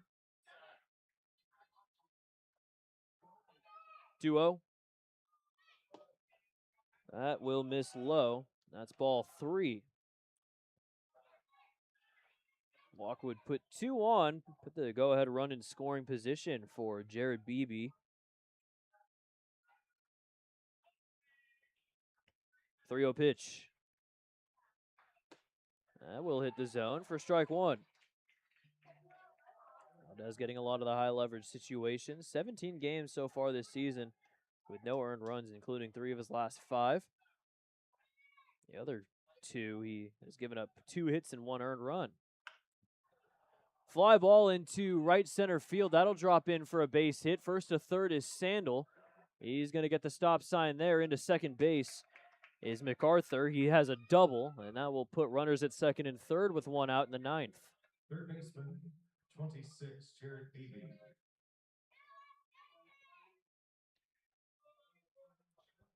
So another rough situation here for the Otters in the 9th. They did give up those 4 runs already in the top of the 8th.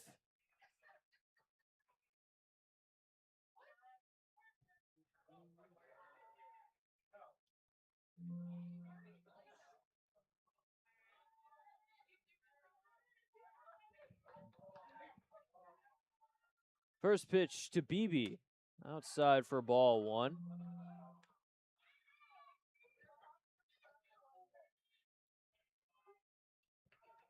Go ahead run now 90 feet away with 1 out. And it's going to take another escape back here. The infield in. 1-0 from Valdez. That's low, and it's ball 2. Walk would load the bases for Fogel. And Windy City already has a grand slam today.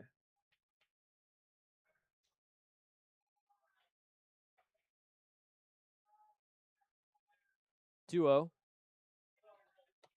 That will miss, and it's ball 3.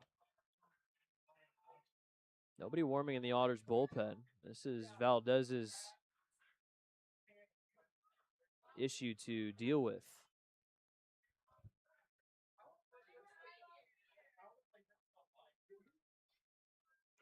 Here's the 3-0 now from Valdez. High fly ball into left field. Going back is Cruz. He will make the catch. Tagging from third is Sandel. He'll come in to score. And it is 8-7 Windy City in the 9th.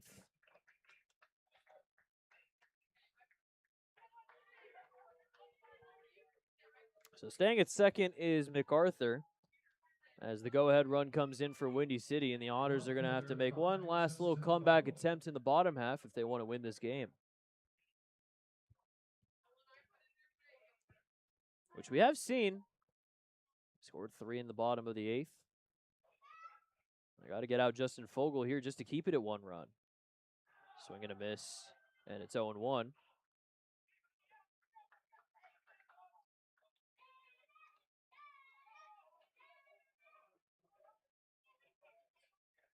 It's Logan Brown, Marcos Gonzalez, and Sam Linscott to lead off the bottom of the 9th inning. So the Otters now need 1 to tie and 2 to win if they can get Fogel out here. 0-1's fouled away. Quickly 0-2. Good pitchers count here for Valdez.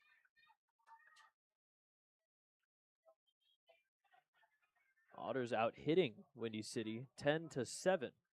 But they do have 3 errors compared to 1. This is the 4th straight game in which they have committed 2 or more errors. Corresponds with the 3 losses already in a row.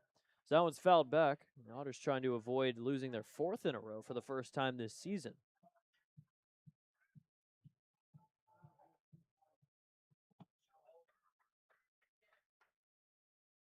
In terms of the playoff race, which we're paying attention to now, Florence did win, so got to win to keep up the 5.5 game lead over them. That's low.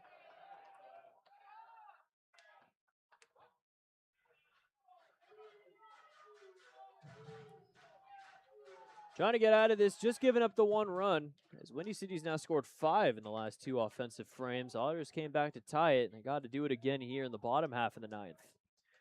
1-2.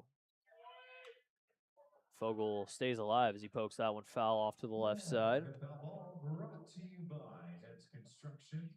Choose the best and never regret it. Donna.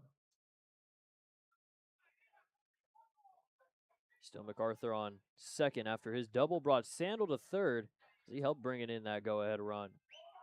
Swung on and missed strike 3, and Valdez strikes out Fogel. Go-ahead run comes in for Windy City. It's 8-7. Otters going to have to rally here in the bottom of the 9th if they want to take game 1 of the series. We'll be right back on the Otters Digital Network.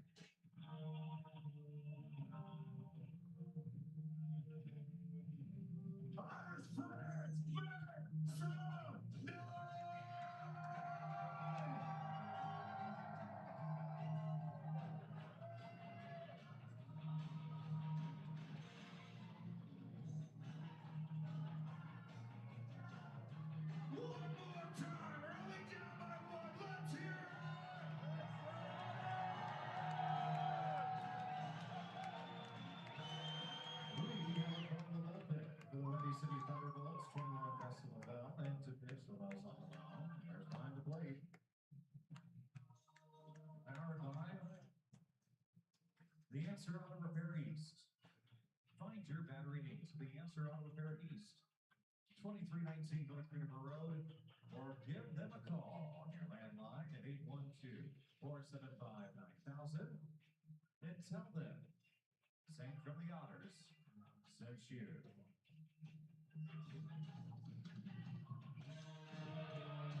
Oh, it's do or die time here for the Otters in the bottom of the ninth. Justin Lovell is into the game.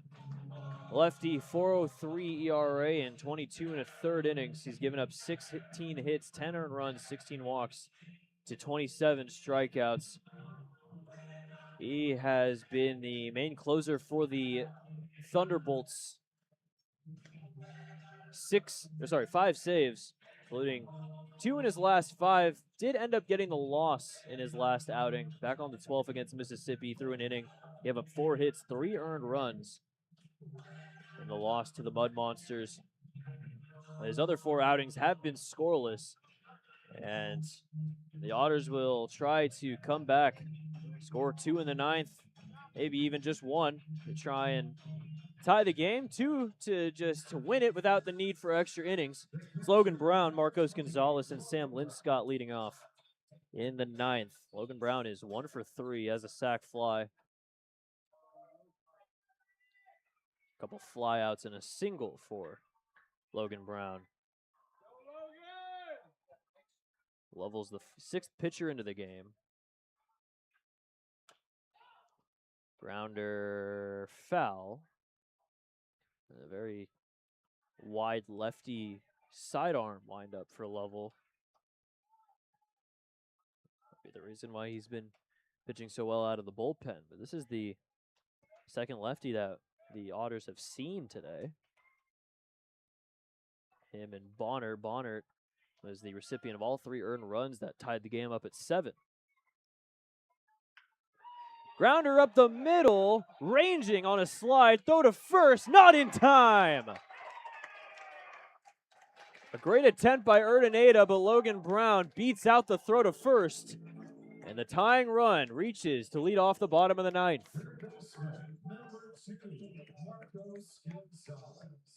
Logan Brown was really stretching on that run over to first, and it pays off. Lefty ends up reaching. Now it's Gonzalez. First pitch. Big swing and a miss. 94 on the fastball, and it's 0-1.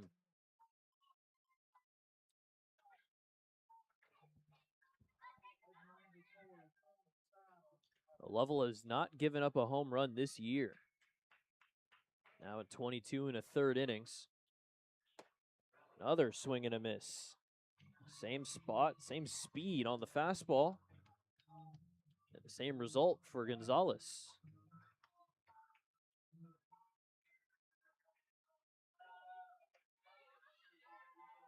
Logan Brown on first, the 0-2. Little inside. Otters do have somebody warming just in case we hit the 10th inning.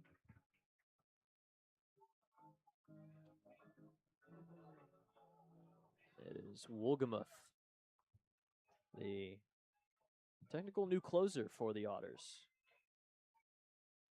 1-2. Foul tip into the glove, and that's strike 3. As Gonzalez goes down swinging for out number 1. The right fielder, number 5, Sam Linscott.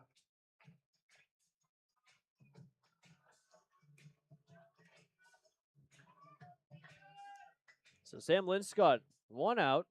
Tying run still over there at first base.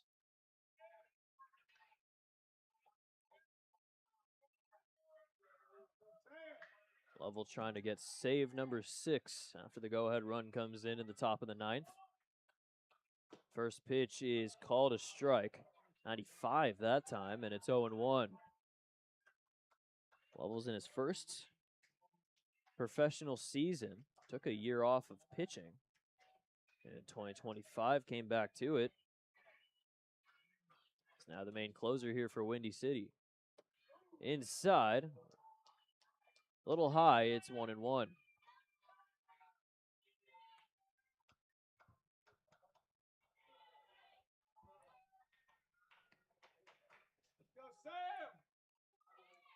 Two outs away here for Lovell.